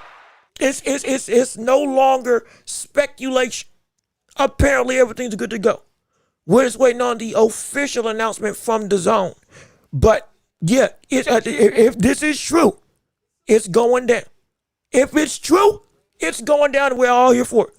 I'm here for it. And we can find that now the frenzy really starts. Oh, summer can't come soon enough. I want you to look at the docket for all. In fact, I'll even pull up with this as a fight added to the table. Let me actually go and look up the rest of the schedule, because if this summer is about to be banging like I think it's going to be, it's about to be insane to witness. Let me see. Xander thinks he's Tito. He might. He might. But shoot, I ain't got no problem with that. All right, let me tell you something right now. I ain't got no problem with that at all. Because I want him. Look at this type of movie. I wanted to. I kept on telling the public, I strongly believe this fight's going to happen. I strongly feel this is the only other best option that we could see Boots go in, and the best option that Zayas has on the table right now with the momentum that he got from being unified champion. This made all the sense in the world, and it is here for the taking. It's worth the risk because you can bounce back and you want to be great, and this is the chance to expedite that greatness quickly. It's a risk worth taking if you're Zayas as champ. And for Boots, it's the moment you've been looking for to get the legacy that you've been saying you lacked to start your road to undisputed. And so the Bob Arum was on board with it. Boots and Zayas were on board with it. The president of Top Rank was on board with it when he talked to, I think it was the president of Top Rank, when he talked on it with Ariel Wani. Somebody high up with Top Rank who was on Ariel Wani's show was saying that, hey, yeah, they want it done and we want it done. Why risk it? Because it's a risk that even in the loss, we will be fine. And that Top Rank deal with the Zone, I guarantee you, the Zone does not want Top Rank putting on a fight on their platform that is there for the taking. Especially with Eddie Hearn as the manager for the likes of Boots. They wasn't going to let that fight go away. I'll be completely honest. They weren't going to let that fight slide. If they could help it, they already missed out on Boots and Ortiz. They are not missing out. They are not missing out on this other opportunity. They ain't doing that. And this will be what, one of the first fights under the Zone card, allegedly, I believe, or at least the first big fight under the Zone card or under the Zone production, ecosystem. Yeah, too big to waste. So I'm happy it's happening. It's a lose-win situation. Great. Yeah, look, I mean, it's true, but with every fight, there's going to be a winner and a loser. And it's just majority of the time, people don't get it. People don't take the risk because the risk is too great and the loss doesn't make sense if you lose. Fury fought Usyk only because he was getting $100 million for one fight and then rematched him because he was getting another $80 million. So, that's why he took the fight with Usyk. The PBC probably would have never fought Terrence Crawford until that fight reached a fever pitch and became the biggest fight of 2023. Probably wouldn't have happened. We've seen fighters ducked all the time. People duck Boots to this day. Why? Because they don't want to have those types of problems. Then we get reports that people don't want to spar with Boots because of how much dominant he is. Don't know how true that is or not. I'm just saying what's been reported on. And we'll take it with a grain of salt. But if that's true, my gosh. We are on the... We have a fighter that is on the path of moving like a warrior that we say should move. We can't disrespect it. I can't disrespect it. And again, if this is real, Boots and Xander in Barclays, June 27th, this is what we had. We wanted this. And be clear, if we didn't get this fight, I would be upset. Why? Because it would show the same problem that we've been having with boxing, which is the public doesn't get the fights when they should happen. If it makes sense. This is one of the fights, even with Xander being young, it makes sense that he should be fighting Boots. Because he has the majority of the belts, we were saying Boots should get a shot at a title because he deserves it. Him or Ortiz. And this is the biggest fight that we can make right now. With Ortiz and Boots out of the equation. And Fundora and Thurman getting ready to fight tomorrow. So they're off the docket for now. And we don't want Zayas to wait around, do we? Because we complain about people holding the belts hostage. This solves all those problems. Win or lose. And we give respect to both of them, regardless of the results. So I am very excited for this outcome. Let me say, but you know what? With that mentality, go ahead. That's what I'm saying. Go ahead. Be great. Put yourself to be great. Mind the greatest fighters, most of them have losses because they fought people that were really good. Some fought when they weren't ready. And then they got it back in blood when they were ready. It's not about winning or losing. It's just about will you and can you take the test. We've seen young fighters go through and be down against Shakur fighting Jamal Herring was the first big test he would have got. With all the talent of Shakur, he was still so young, and Jamal Herring was, at that point in time, very good champion. And with all the experience he'd had being champion, okay, Shakur, unproven to that up until that point in that regard. Yes, he was a medalist, I understand. I'm talking about in the professional ranks. That was his first, okay, this is it. And he passed this with flying colors. Now, I'm not comparing Jamal Herring to Zayas or Boots. I'm not doing that. But I'm simply saying these are the means of building greatness or improving from failure, whichever way the dice may roll. And we got to see it. So I want this mentality. We need this type of greatness to transpire. We want this to be a consistency when it comes to boxing as a whole and making fights to where I don't care if I might be too young.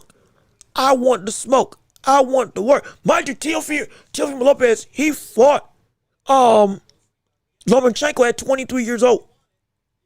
And it was supposed to, and it seemed like that was going to be a fight that he's good, but he's just way too young. He's just way too young. Way too young, way too inexperienced. Lomachenko being the Matrix at the peak of his powers. There's no way that we can see it go down. There's no way we can see it go down. There's no way we can, or rather, there's no way we can see T.O. be able to sustain himself to compete with Lomachenko. He pulled off an upset. We want the Sugar Ray Leonard fought some of the biggest fights he had was when he was young. And when he got old. Ali, when he fought Sonny Liston, everybody thought Ali was going to die when he fought Liston and when he fought Foreman. And he got cheated against Liston the first time and still won. But the Louisville mouth, the brother talking too much, everybody not just picked him, didn't just pick him to lose. They thought there's no way he could win. And then what happened? Brother became champion. And became the biggest leap into the greatest heavyweight career we've seen. Started right there. The greatest started at that very moment. But it was at what? The age of what? 23, 24, something along those lines. Young and hungry. That's what we want for our fighters. Young, hungry fighters that are ready to go chomping at the bit against the biggest competition possible without a means of moving away. Put me in that test. That's what's helped make all these people so great. That's what's helped to push this sport into the limelight of the public loving it again. That's what made the boxing landscape so phenomenal and be one of the biggest sports in not just the U.S., but in the globe. In the globe. We were comparing boxing with soccer at one point in time. And at one point, it was arguably bigger than soccer, or at least on par. It was on par at one point, 100,000 seat stadiums, 60,000 seat stadiums with no television, people cramming in, standing room only, everybody just to get a glimpse of a ring. And the only reason why you can tell who's who is because one guy's black and one guy's white, or because they got different color gloves. And I don't even think they had different color gloves. I think it was by the trunks. That was it. And people still, fire code violations everywhere. If something happened, couldn't nobody get out. If a riot took place, everybody's dying because everybody's getting trampled. Didn't matter. We want to see what the greatness of these people can be. Didn't matter. My gosh, I'm just realizing how unsafe some of those crowds were. What was the exit strategy of some of these stadiums? If something went wrong, how the world did people get out? What the world? How did they let that slide? You know what? Conversation for another day. Regardless of which, this is what has helped build the sport. This is what's going to keep building the sport. And this is exactly how we will get greatness personified on either end of the spectrum. And if so, so be it. It's not a sacrifice, it's a test. That because you're a champ, you gotta take it. Regardless of your age, you gotta take it. Because I can't say that I'm not ready for a position that I've fought for. And now when it comes time to keep said position, oh, he's too inexperienced to be prepped for that. Well, then you should have been champion in the first place. That's what Zayas is running into. Now, granted, he's acting like a champion, moving like a champion, and he's fighting like a champion. Because this is the territory. I got the belts. I got more gold than anybody else in this division. That means that everybody, over half of this division is on my heels within the top 5 at least, depending on what the rankings are. So either way, I got to do some work. Somebody's going to come get this smoke one way or another, whether I want it or not, because that's the position. I got to give out this work.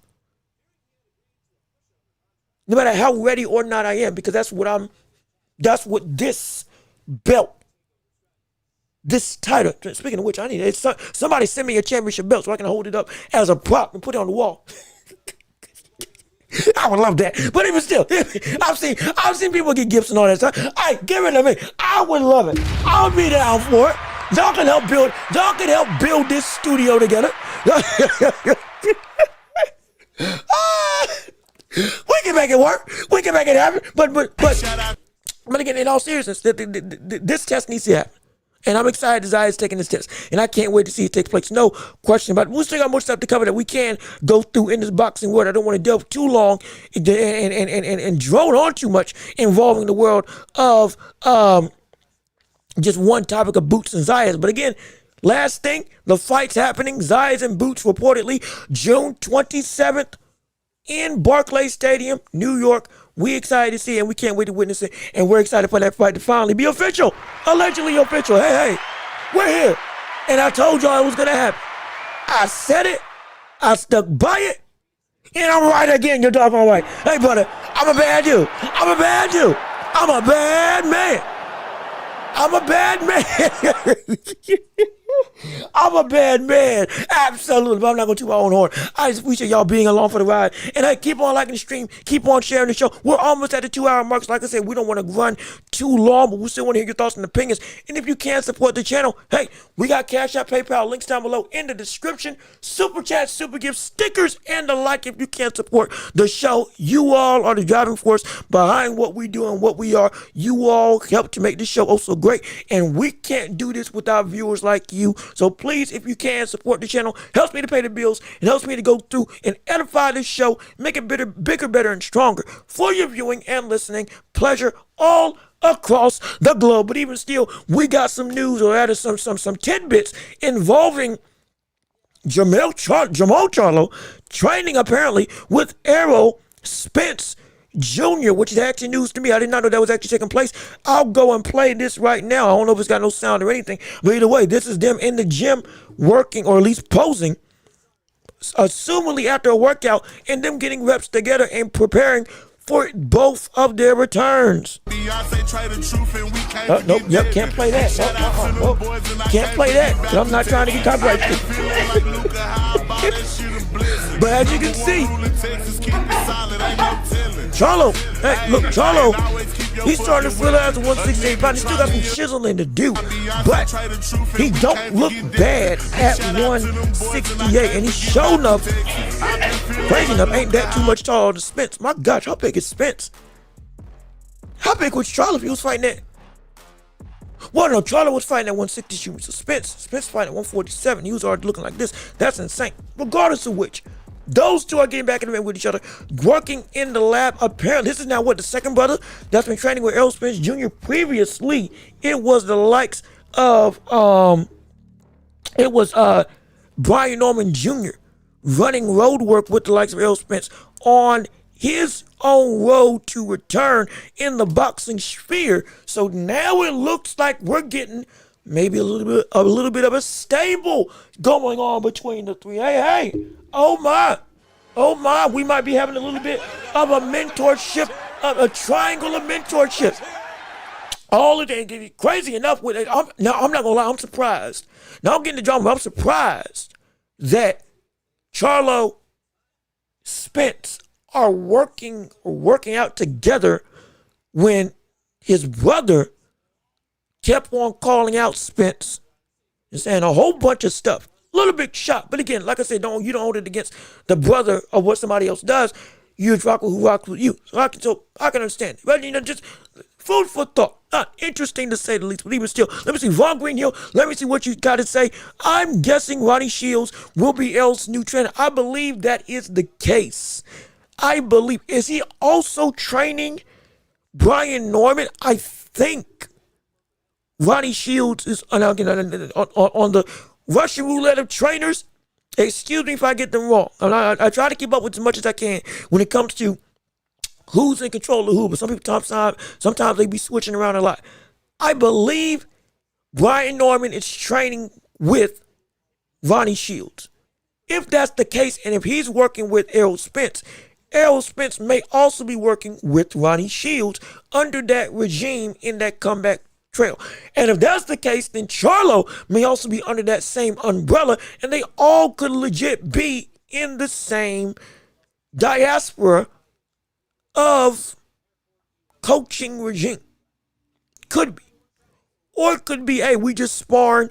We're going to work on with each other to help get each other right. Next thing you know, boom, we're back in business, and now we go our separate ways. Who knows? But I think if we're going to put context clues together, it looks like all of them may be under the same umbrella of Ronnie Shields, which, hey, I'm not mad at that.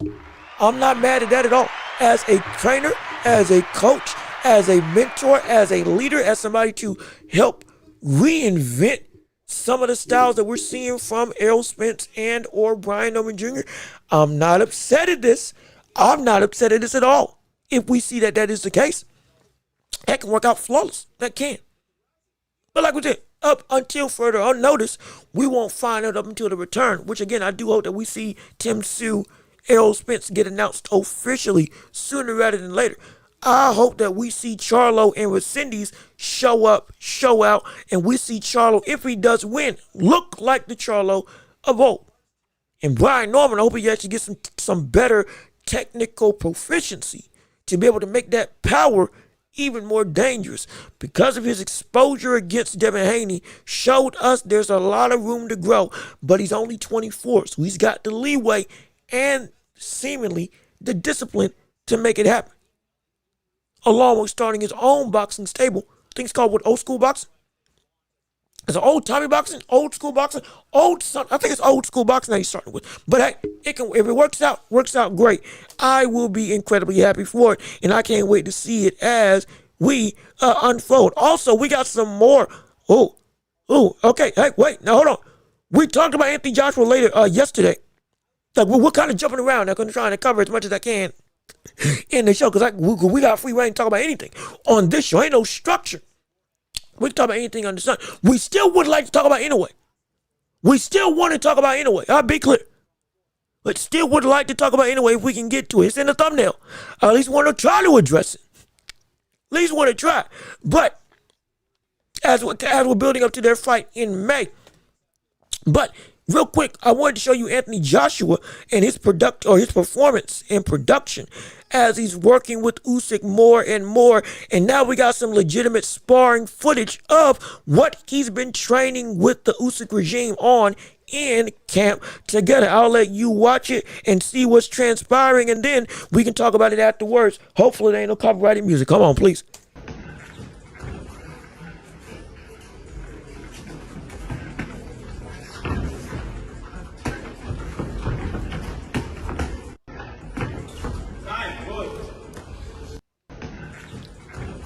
Now, as the thing plays, I will talk through it. Right? take it out and I'll talk through it. No, I'll keep it full screen and I'll talk through it. It should be able to, it should be that I can, okay, yeah, there we go. They're just trying to make sure I can talk and what, y'all can see it. Hold on, y'all can see it, right? Y'all can't see it? Okay, y'all can see it. This is promise. This is promise. Now, the only thing I don't like about this clip, for those of you watching at home, or for those of you listening at home, we're watching Anthony Joshua training with Usyk and looking at what this new style of Anthony Joshua is going to be with Usyk and his camp, mentoring him and turning him into a potentially different monster. The only thing I don't like about this clip is this right here. This right here. Because this is a callback to what we saw with Daniel Dubois. Hands down completely trying to work and do some powerful shots. Now, granted, going through the motions, he's, walking, and not walking, but kind of, jogging through a certain setup that they're trying to train to be able to go and train for a specific situation. I get it. Even still, this does scare me because it brings back something that happened when the yin and yang of Anthony Joshua was still out of whack, where too offensive, no defense at all, and now you susceptible, even in close quarters. Because mind you, even in this type of situation, whoever this is, they come back, if they raise this arm up, that's a hook. They pop this up, that's an uppercut. If they really want to go through and try to, boom, a quick short shot. And knowing Anthony Joshua's chinny could be an issue. But beyond that, the rest, actually bouncing, pivoting out, moving his head, moving a lot more, slipping and ducking, being more active at looking to be evasive, kind of implementing a little bit of that bouncing rhythm. Not a lot, but a little bit of that bouncing aesthetic that we see from Usyk when it comes to the energy of, I'm always looking to attack, but also keeping you on your toes. It looks like that's starting to be applied a little bit more.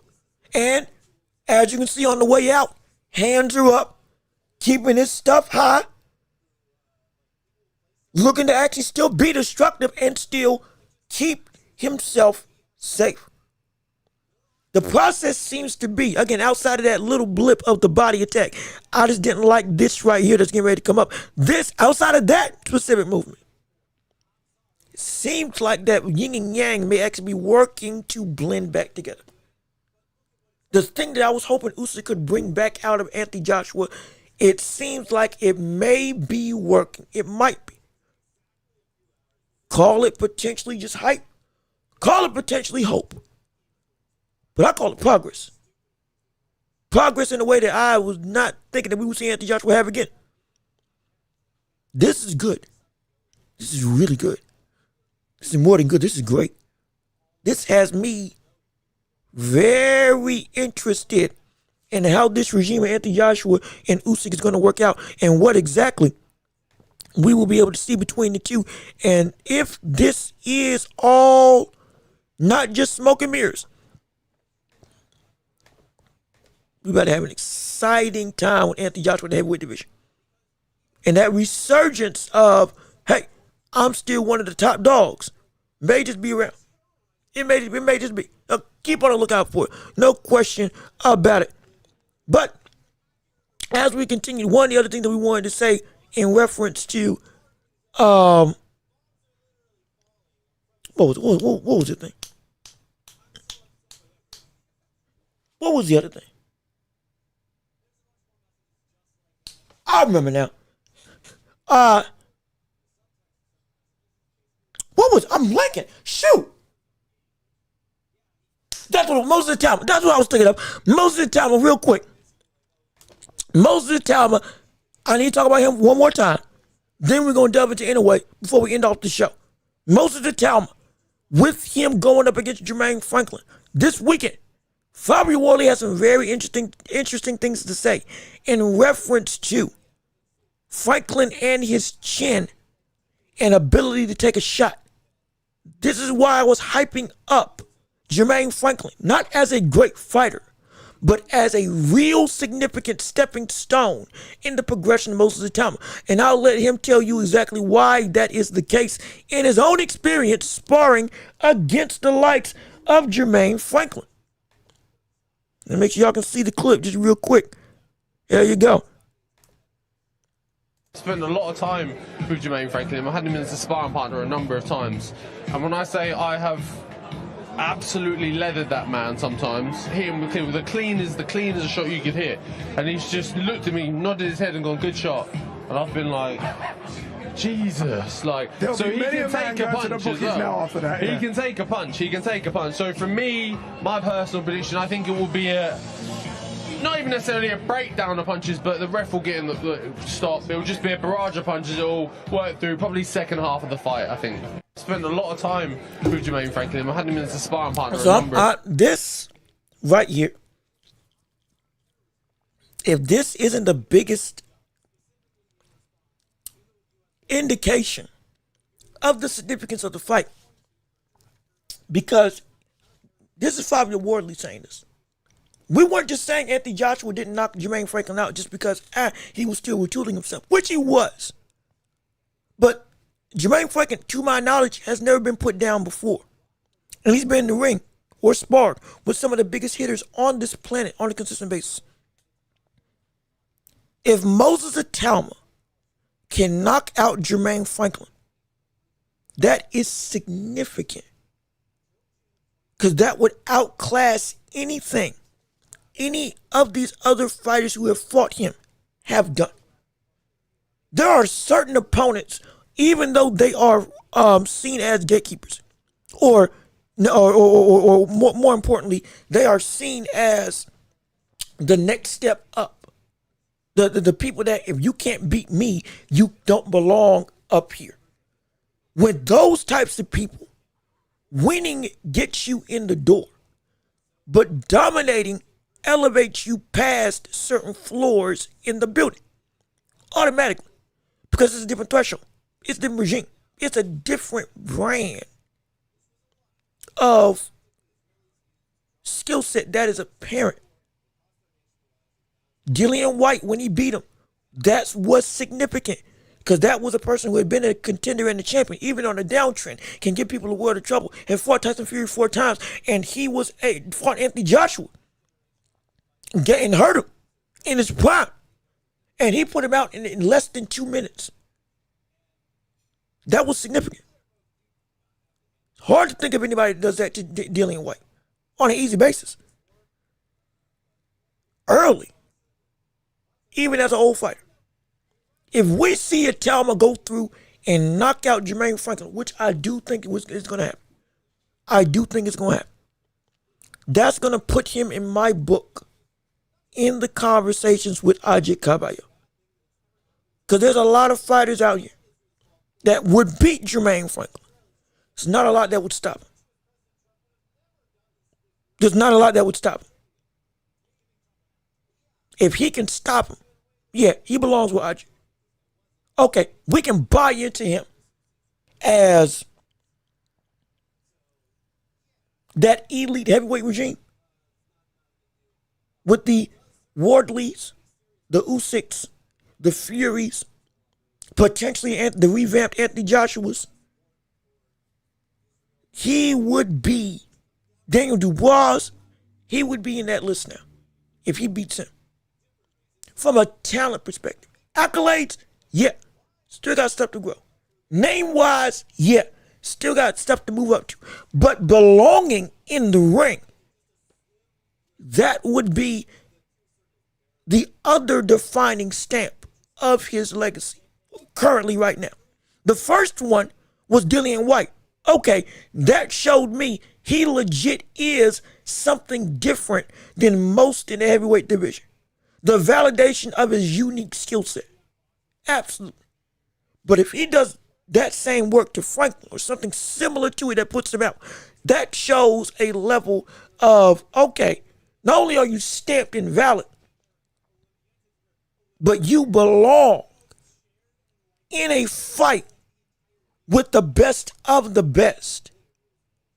And if we put you in there with the others amongst the top 10 even, there's a good argument that there may be some people up there that just you already now would be beating. Just like we say with Boots Ennis. When Boots first came up to 154. Stanley was that other defining win. Lima was the win that, oh gosh, not Lima, Ramon Villa was the win that everybody's saying, oh my goodness, look at this brother fighting in slow motion. That was the fight that put him on the map in a wide acclaim for a lot of people. But the Stanley, sorry, I thought I heard something. But the Stanley fight is the fight that put Boots in a stratosphere of, oh, okay. Now with this unique talent in the ring with Most at 154, many people feel, okay, he might beat Most. Or at least he belongs in the ring with any champion that we got right now. Beating them may be a different story. But talent deserving to be there, yeah, he should be there. That's what the time it can be with the likes of with this win against Franklin, with the KO against Franklin. I dare say you knock out Jermaine Franklin with the way that Fabian Worley was talking, and you might put some fear in that man. You might put some sketchiness in his mind. And that buddy just said, I'm here for war. Going back to the conversation we had a couple of months ago, fear translates and speaks for itself. Performances against certain people breed a conversation. Maybe I don't want to mess with this guy. And it builds upon its own compounding fear. George Foreman mastered that.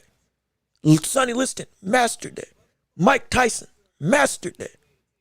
Joe Frazier mastered that. George Foreman was scared to fight Joe Frazier. He said in an interview. Because of what, get his performances compounded upon the fears of the opposition. That's what this win can be for Jermaine Franklin. I don't say that in hyperbole. I don't say that because I'm saying Jermaine is the greatest thing since sliced bread. I'm saying because of the reputation that Jermaine has right now. You just can't put him down no matter what you do. You put him down, people gonna be looking at you differently. People gonna be saying, yeah, we might have to ice this butter out. We might have to, this butter is gonna have to be a last resort. I don't want no smoke with him. That's what it might have to be. And if that's the case, that's all good. Because it shows the identity of a town was grown. And I want it to be as imposing as possible. Because the one thing that this heavyweight division has lacked for a number of years, at least since Deontay Wilder, is that fear factor. Wardley, the unpredictableness. Oh, it can change at any moment. But the aesthetic of fear isn't necessarily on Wardley. Usyk's the greatest out there right now in the heavyweight landscape. Dog, he's a monster. He's insane. He's the best heavyweight of this era, no question. He's respected, lauded even. But the fear may not be the most prevalent thing. He'll put you out now. Don't be afraid. He'll put you out. But the reverenced fear isn't necessarily felt. I don't say that disrespectfully in the slightest. But when we saw what it felt like when Deontay Wilder was in the building, that type of unease, what the world's going to happen to the opponent, for the fighter thinking, what's going to happen to me if I do mess up? More than just I'm going to get beat. Because I've seen what he's done to others. That stokes the flames of concern across the board for people who've watched the fight and the people in the fight. That type of fear captivates an audience. That type of fear manipulates the market. That type of fear sends a dark cloud over the division that hovers over one man, and everybody wants to steer clear, but at the same breath, the public can't look away because that unease is brought about because, my gosh, he will put you down without remorse. It's going to be graphic, visceral, quick, potentially. Almost horrific, but it is undeniable. I gotta see it. That type of fear shakes up the heavyweight division and makes it so everybody feels, I gotta see what happens next. The savagery of it all, of the sport, makes it exciting. But the fear of it all is what entices like no other. It's a unique pull. That's what we haven't had since Deontay Wilder, when he fell off the face of the earth because of the fact that this brother just can't own up to the fact that he got beat by Tyson Fury. But that, Atomic can have it. He can have it. He can absolutely he can have it. He can get that fear instilled in him, in terms of instilled as a fabric of his persona and a device against everybody else. Because you already got Fury saying, I don't want no part of him. You've already got people being shocked. My gosh, this man's a machine. Franklin is one of the last pieces of the puzzle in the initial growth to have people say, okay, we got to sit back for a little bit. This man is, forget just not like the others. This man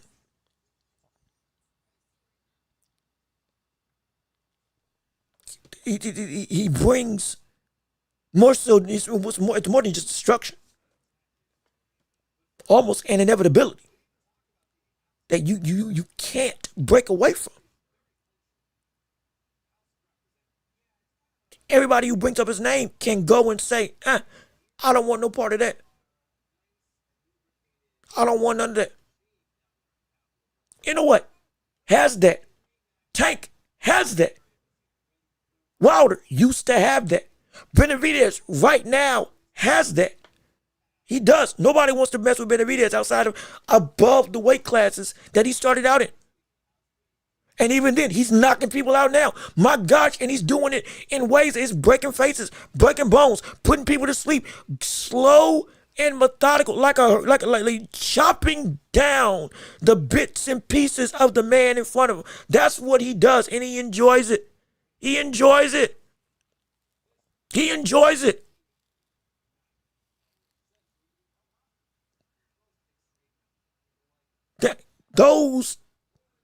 It's an identity. I can't stress enough because it's something that is, it's incredible to have when you can garner it. And I'm telling you, Atomic can garner it. And it starts with this fight. Rather, it crescendos with this fight. It crescendos with this fight. If he can get the knockout. I hope he gets the knockout. Oh gosh, look, hey, if he gets the knockout, look, don't come to this channel. I'm gonna tell you this right now. If he gets a knockout, don't come to this channel. Because what I'm gonna be saying about Moses and Talmud, you're gonna think I'm getting paid off. you're gonna think I'm getting paid. You're gonna think I'm part of the team. You're gonna think I'm part of Matchroom's PR. Straight up. Or whatever promotion he's a part of. You're gonna think I got the DAZN sponsorship at the top right of this screen. Top right, top left hand. But this is the right. Okay, right of your screen, left of my head. Up here, you're going to think I got a promotional thing right up here. Right up here.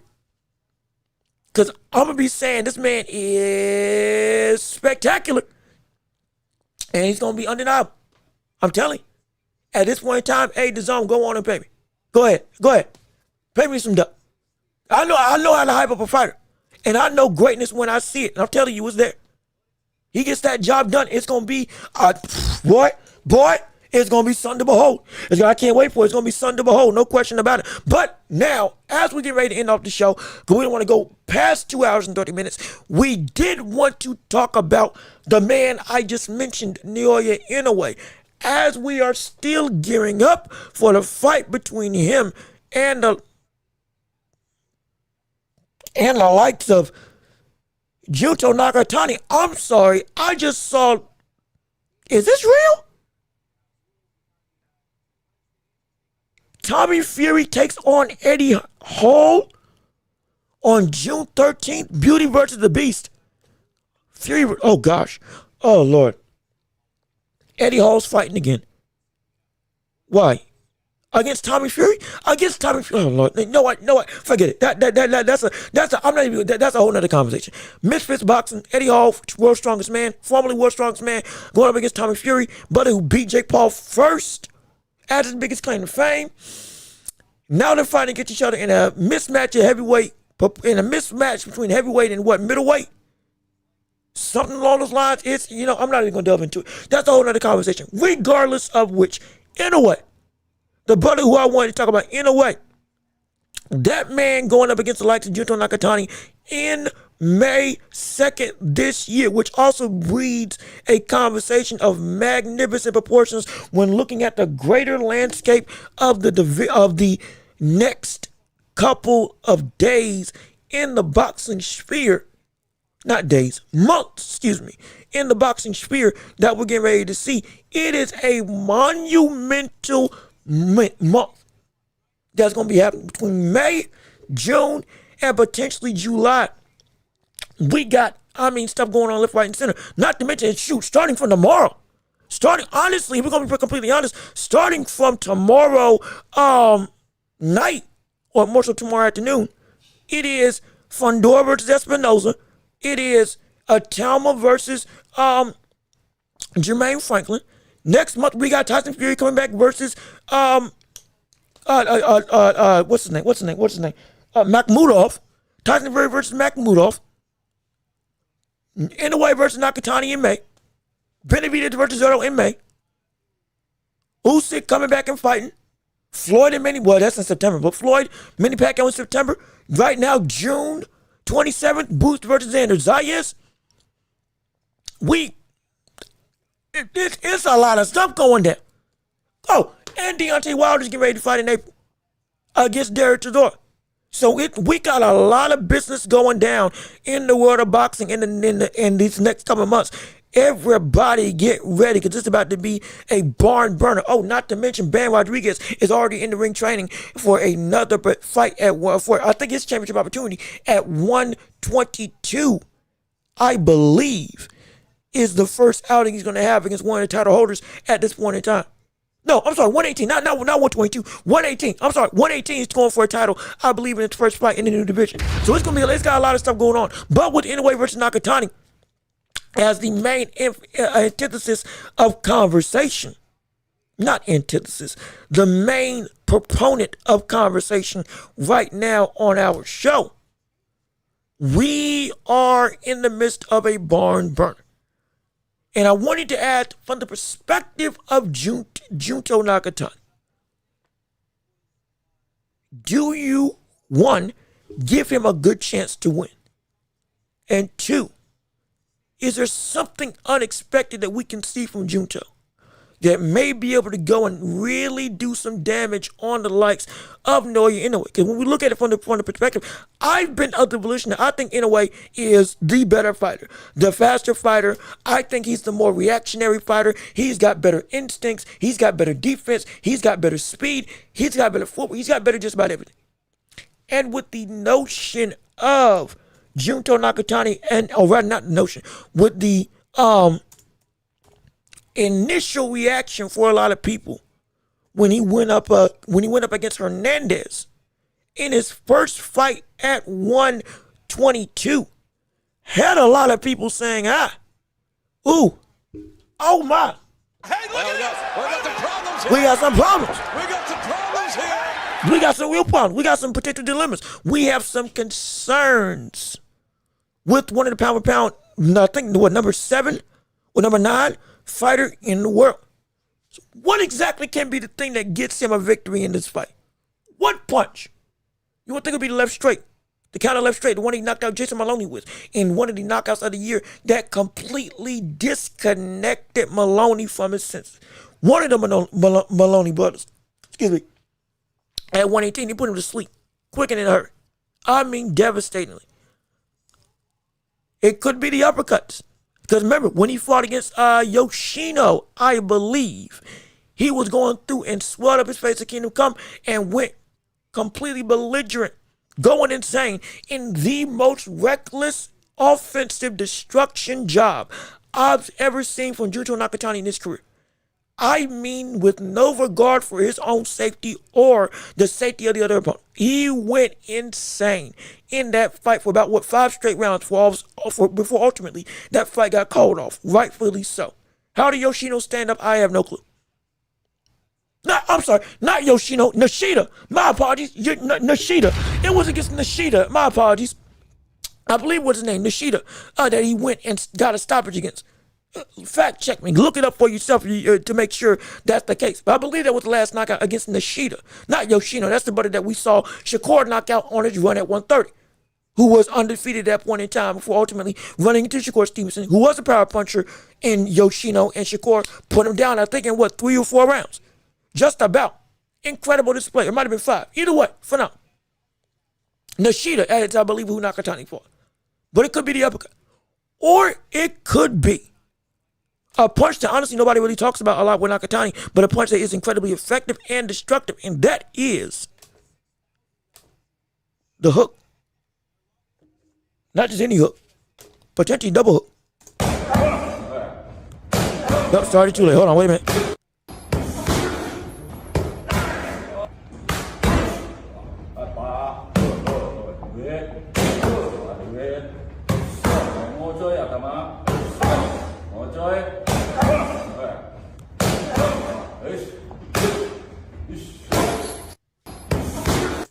And I'm telling you right now, that right there could be a devastating combination in both fronts.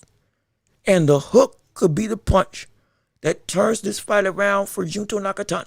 If we're talking about Inoue as how can he be beat, it could be that left hook, that double left around the guard, or the hook downstairs to the body offering uppercut. Both setups, whatever they may come, end in the same thing. The punch that's caught him, the punch that's hurt him.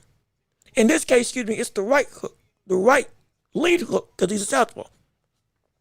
But it's the same punch that knocked him down against Louis Neary, that knocked him down against the likes of Cardenas.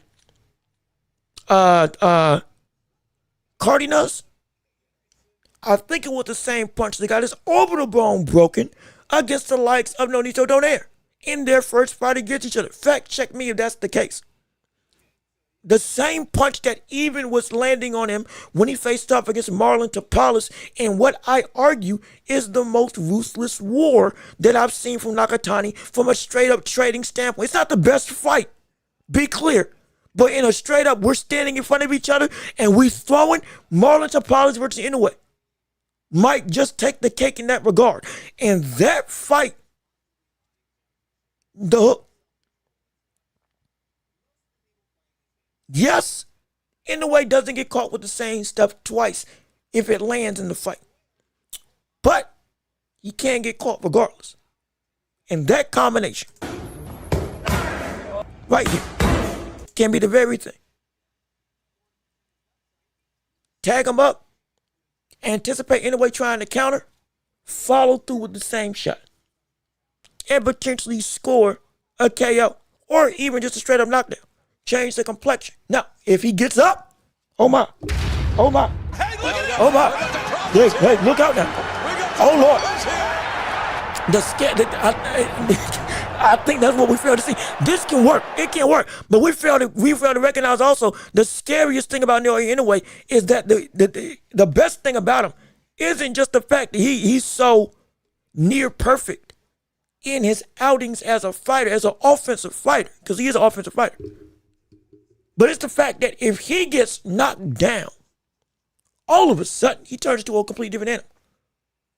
All of a sudden, there is a side of Inoue that comes out, even adjacent to that sixth gear that we've talked about that boxers have. He still got it. But all of a sudden, it's like a dark gear. It's a deliberate shift.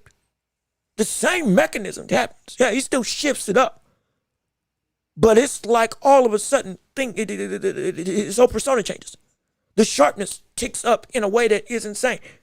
The recognition of, okay, I understand it now, like Lethal Shooter. And all of a sudden, everything just elevates to a unique perspective that is untouchable. That's what he does. That's what he is. If you can't put him down and keep him down, brother, if he gets up, that's been some of the most impressive, destructive, and mesmerizing performances I've seen. Not just in boxing as a whole, but in Inoue's career, have been after the knockdown. Because of how he's able to instantaneously turn himself into a robot of near perfection. Nakatani can hurt him. Nakatani can knock him down. But it is in his greatest interest that the time that he puts him down, he keeps Inoue down. Because I strongly believe this. Nakatani's got one chance to catch Inoue slipping. But what makes it different is that he's good enough to make the one chance count. He is. Yes, Hernandez has us having some concerns, but he still is a great talent. And he was dominating that fight up until Hernandez just said, yeah, I'm just walking through. Nakatani has enough that if Inoue does make a mistake, he can capitalize and land a shot to put him in trouble or put him down. But he's only got one. For most, they have none. Mind you, I've never said this about any opponent. I've said they can punch. I've said they can hurt Inoue. But immediately afterwards, I've said they have no chance at ending the fight. They have no chance at winning. None. It is completely dominant. Inoue is going to take this. I have no doubt in my mind. No, the only doubt I had potential was with Stephen Fulton. And even then, I was like, as firmly as ever, yeah, no, he's taking that fight. He's not losing that. This is the only fight that I can see. Nakatani legit has a shot to knock him out. But he's only got one. If he cannot keep Inoue down, this fight is over. I will say that today. If he cannot, he's got one opportunity to land whatever combination, whatever one-hitter quitter, whatever counter, to knock Inoue out. And he's got the capacity to do it. And he's got the capacity that it actually works. I haven't said that about anybody else except for Nakatani. He's got the capacity that he could knock him out and it works. And he stays down. So he's got one chance. But it's only one. And if it doesn't work, the fight's over. The fight is over. I say that with utmost confidence. The fight is over.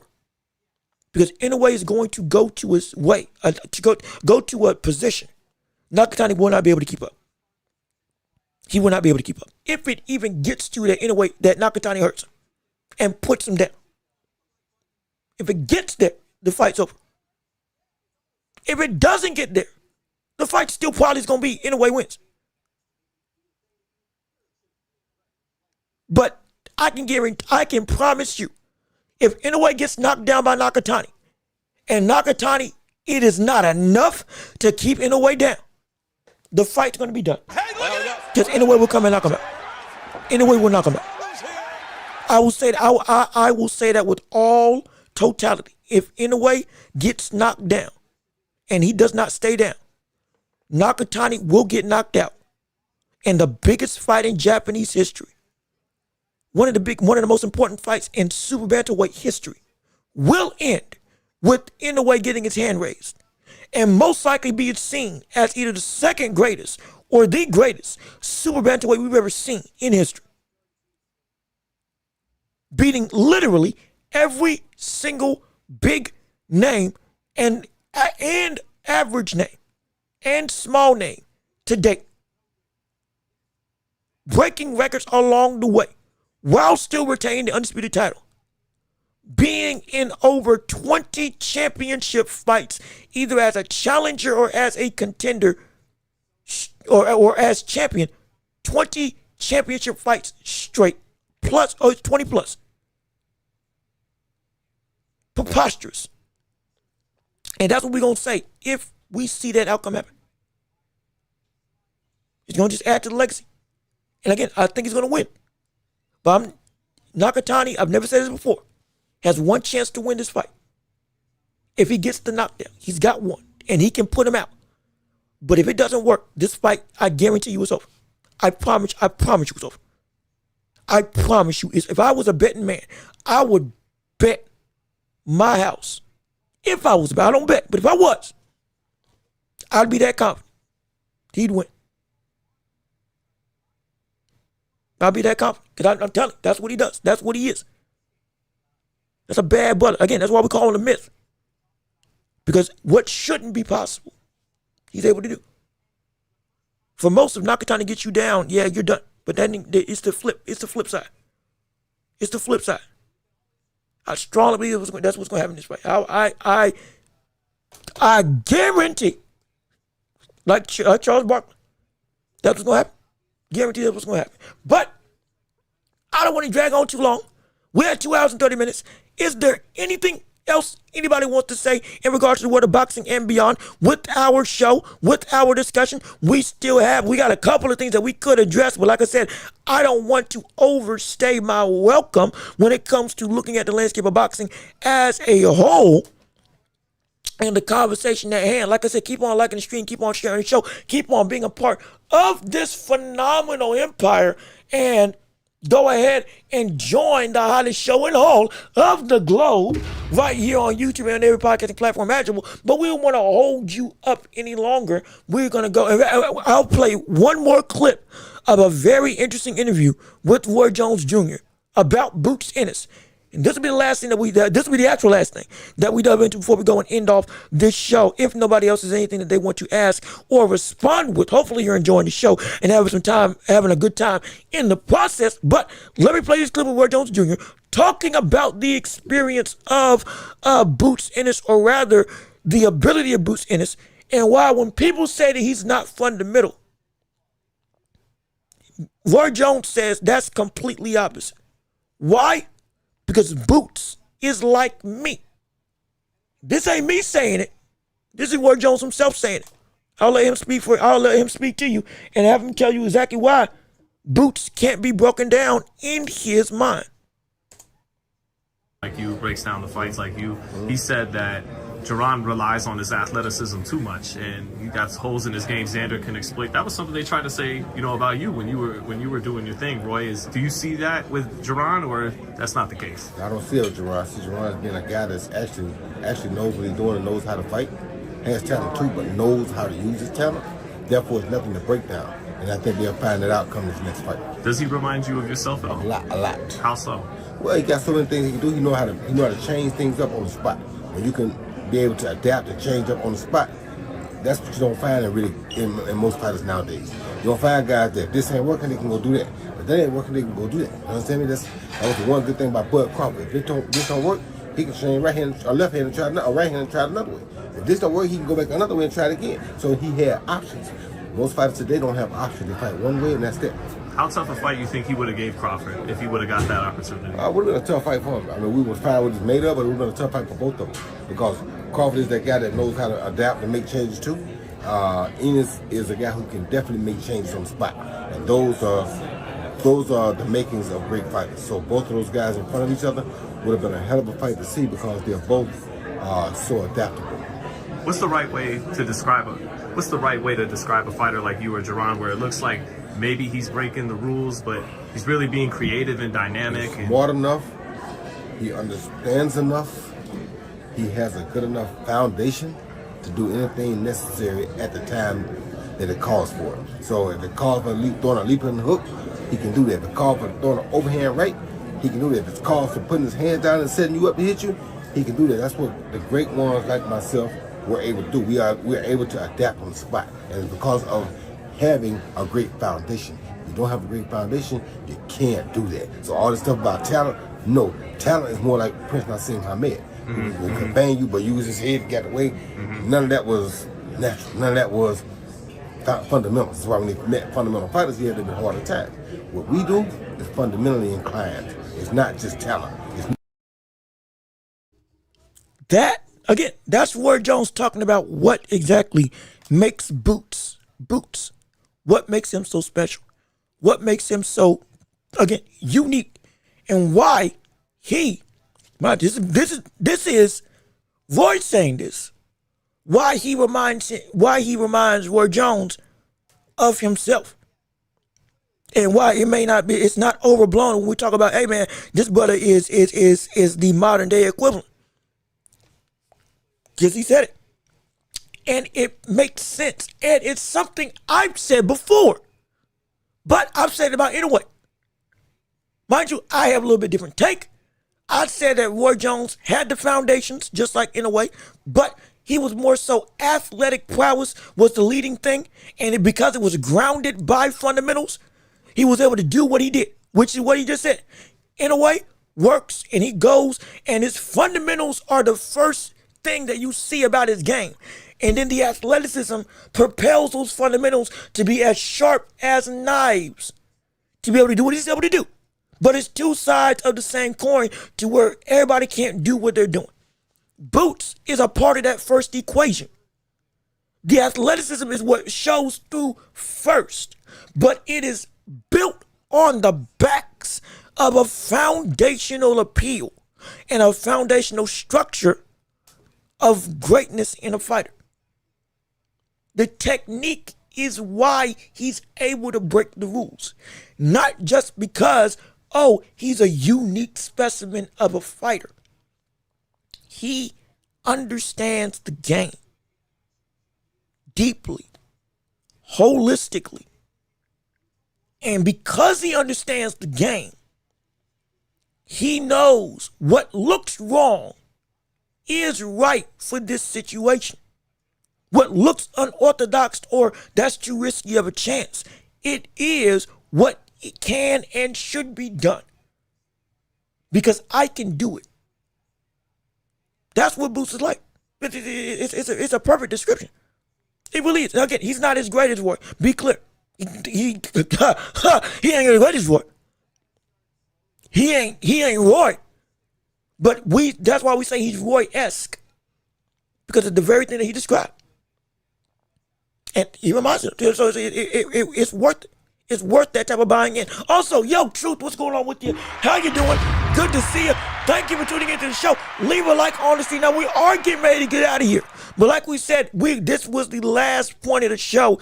And we were going to do one more last call for the championship rounds on whatever you all would like to discuss as you all control the flow of the show. Keep on liking the stream, sharing the show. If you want to support the channel, like I said, with no shameless plugs, Cash App, PayPal, links down below, Super Chat, Super Gifts, all that stuff. If you can give to the channel, we can't do this without you all, so it will mean the world to us, mean the world to me. Absolutely. Helps you pay the bills and make this show better. But we want to hear your thoughts. It's the last call for what you have to say on the day. Salute to everybody who's in the chat and everybody who's just listening. If you have one more thing you want to ask, debate, conversation, question on anything that we talked about over the week, on today, last week, or something we just haven't gotten to cover, this is your opportunity now. But if not, we will go and end off the show. I'm going to give y'all, a minute? I'm going to give y'all a minute to see if anything else is going to go down. Going to try to buy some time. Let me see. Al Booker, what's going on with you? Glad to get back. Glad to get here. Who did you pick tomorrow?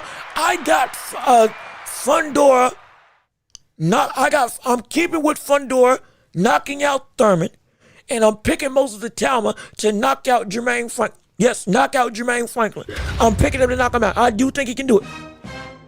Because I do believe he's going to make a statement, like I said earlier, to put fear in the heavyweight division by knocking out somebody that even the likes of Anthony Joshua and Fabio Wardley, who on camera said, I couldn't put this brother down. And he would just shake his head and say, good shot, good punch, and keep on rolling. I think he's going to be the first to do it.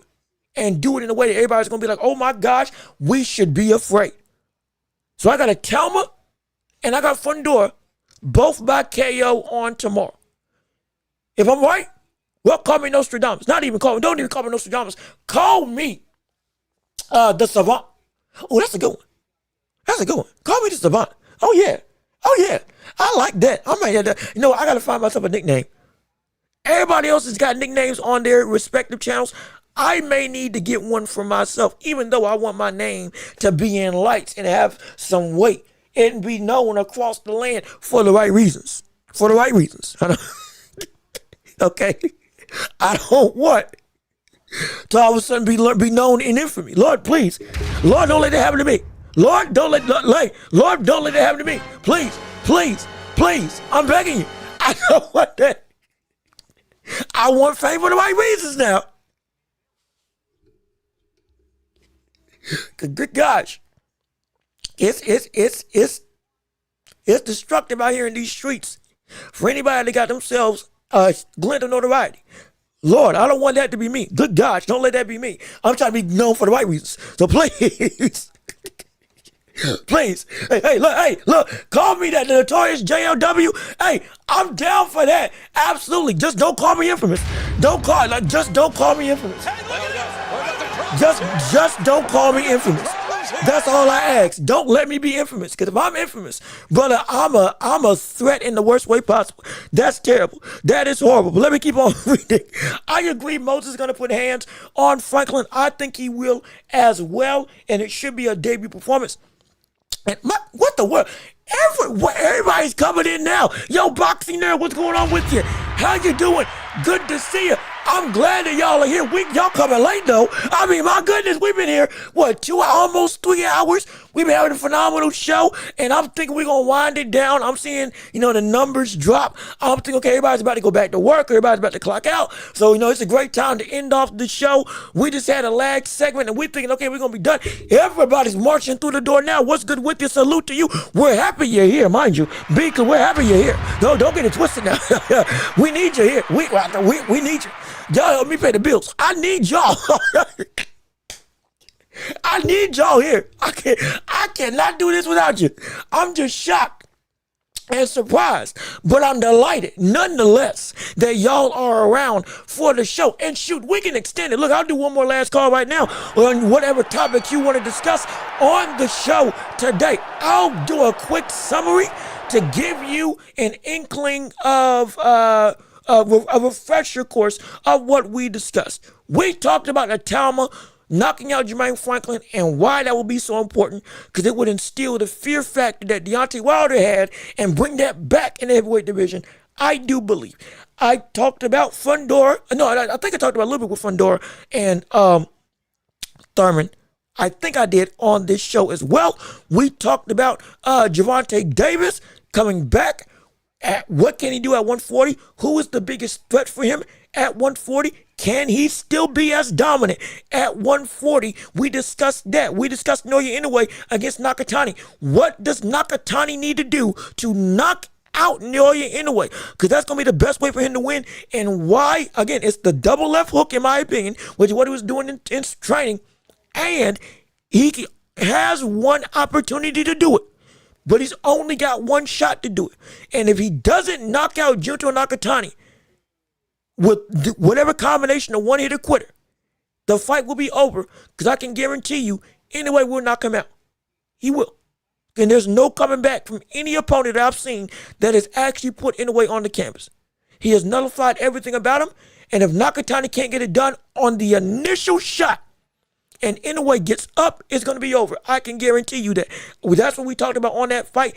And we talked about Boots Ennis versus Xander Zayas. We officially have a date for that fight, and that date is June 27th in Barclays Stadium. Yes, indeed, it is legit. It is real. It is going down. It is indeed a real thing. That's not a fluke. That is not a rumor. That it looks to be, again, from Colin McEwen.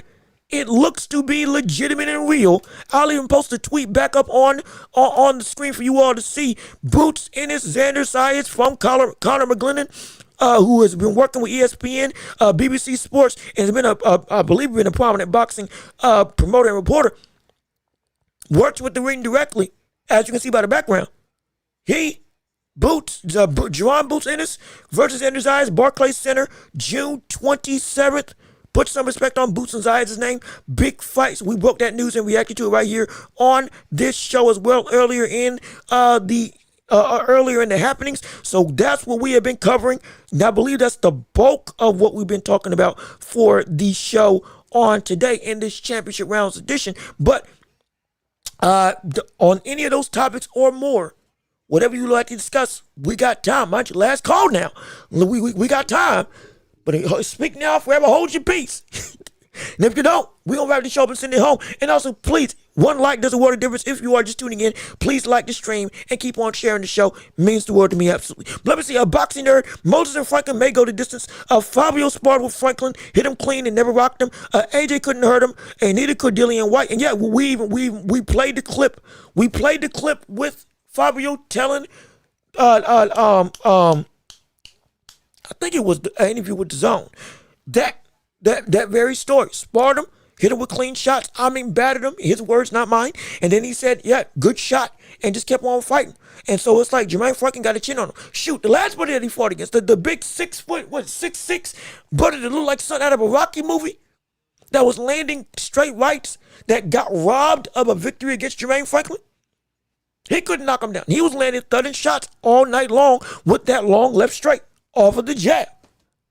And he couldn't, and still he was just able to stay up.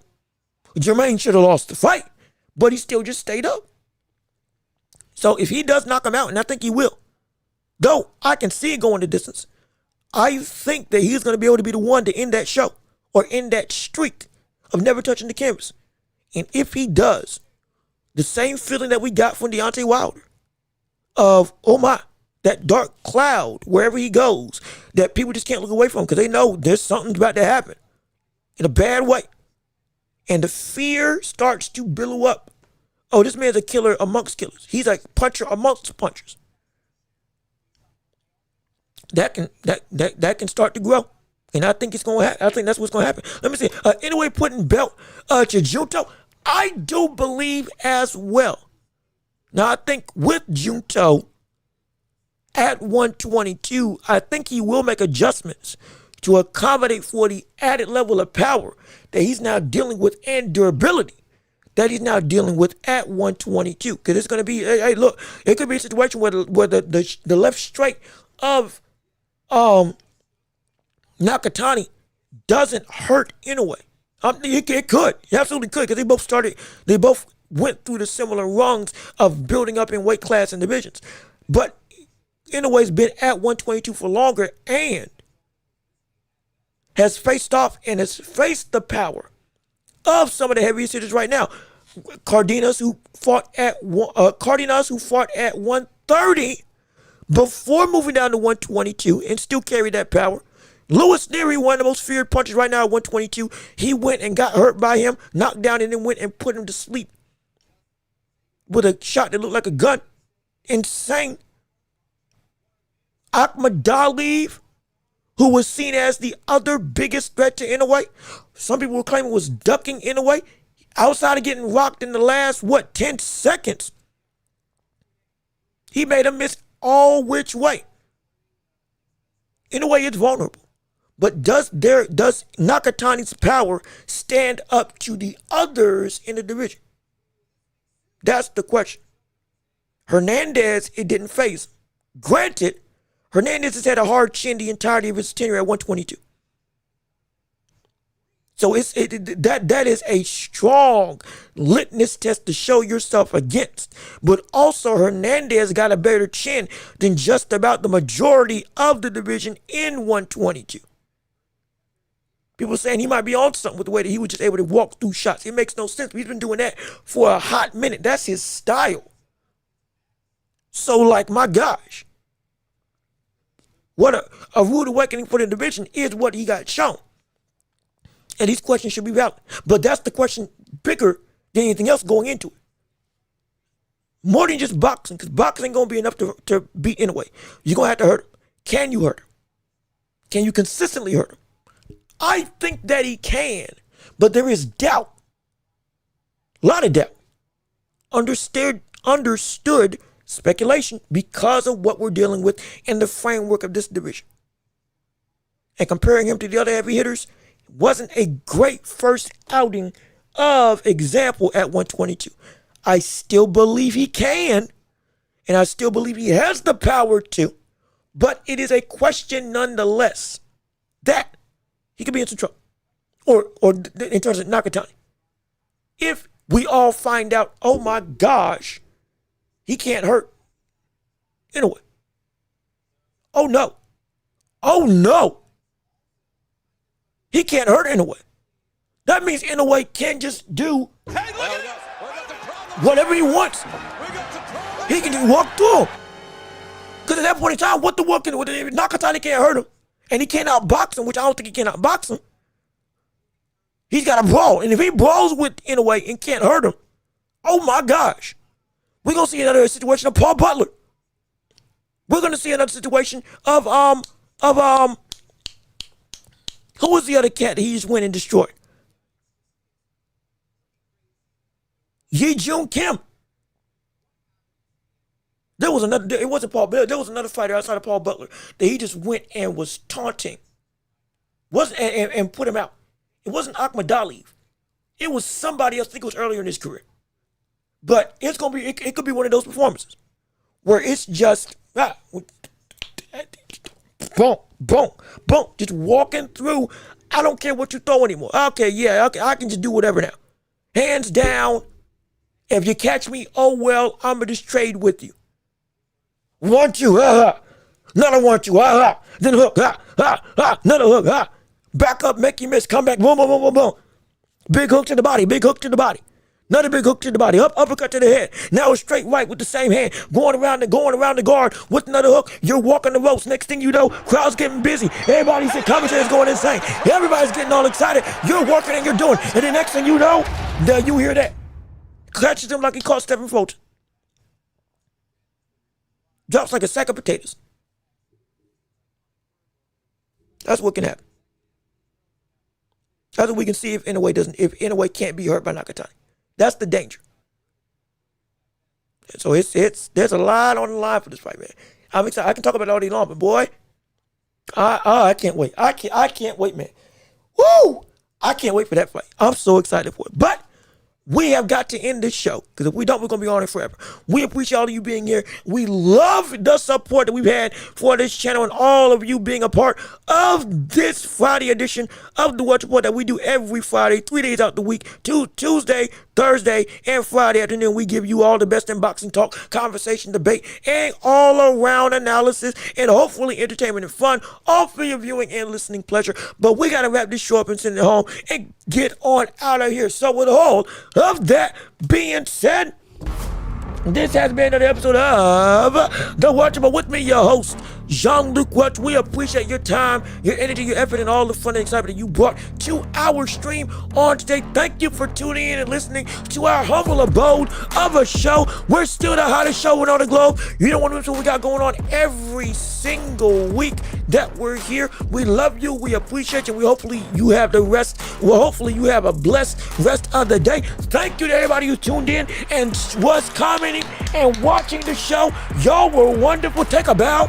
All all across the world. Y'all were phenomenal. And hey, if you still want to support the channel, shameless plug, and we got to do it. I need to pay some bills, and y'all the only way I can do it.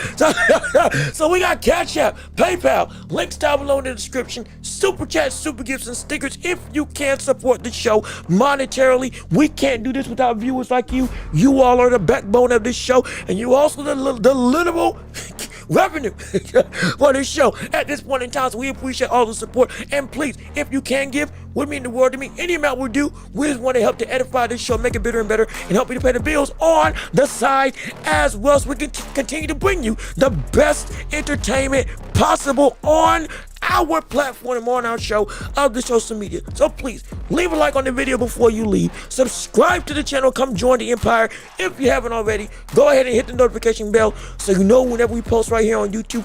Be sure to leave a like on the video, and please be sure to share the show with everybody that you know, so we can keep on building up this empire together. We may be streaming all the fights on tomorrow. I'm gonna put out a poll to see if you all want me to go live and stream those fights on here on YouTube, so we can watch them and do a live fight commentary.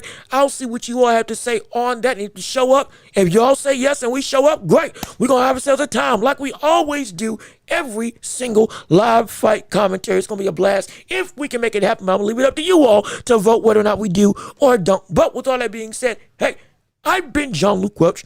You all have been absolutely wonderful. Be safe, be blessed, peace and love. Oh, we are out of here. Yes, sir. We are going to see you all on potentially tomorrow, or if not, Tuesday, depending on how y'all vote in the poll. But be safe, be blessed. Salute to you. Peace and love. And until next time, we are out of here. Yes, sir. Peace and I can't wait to see you all later. Be safe, be blessed, and hey,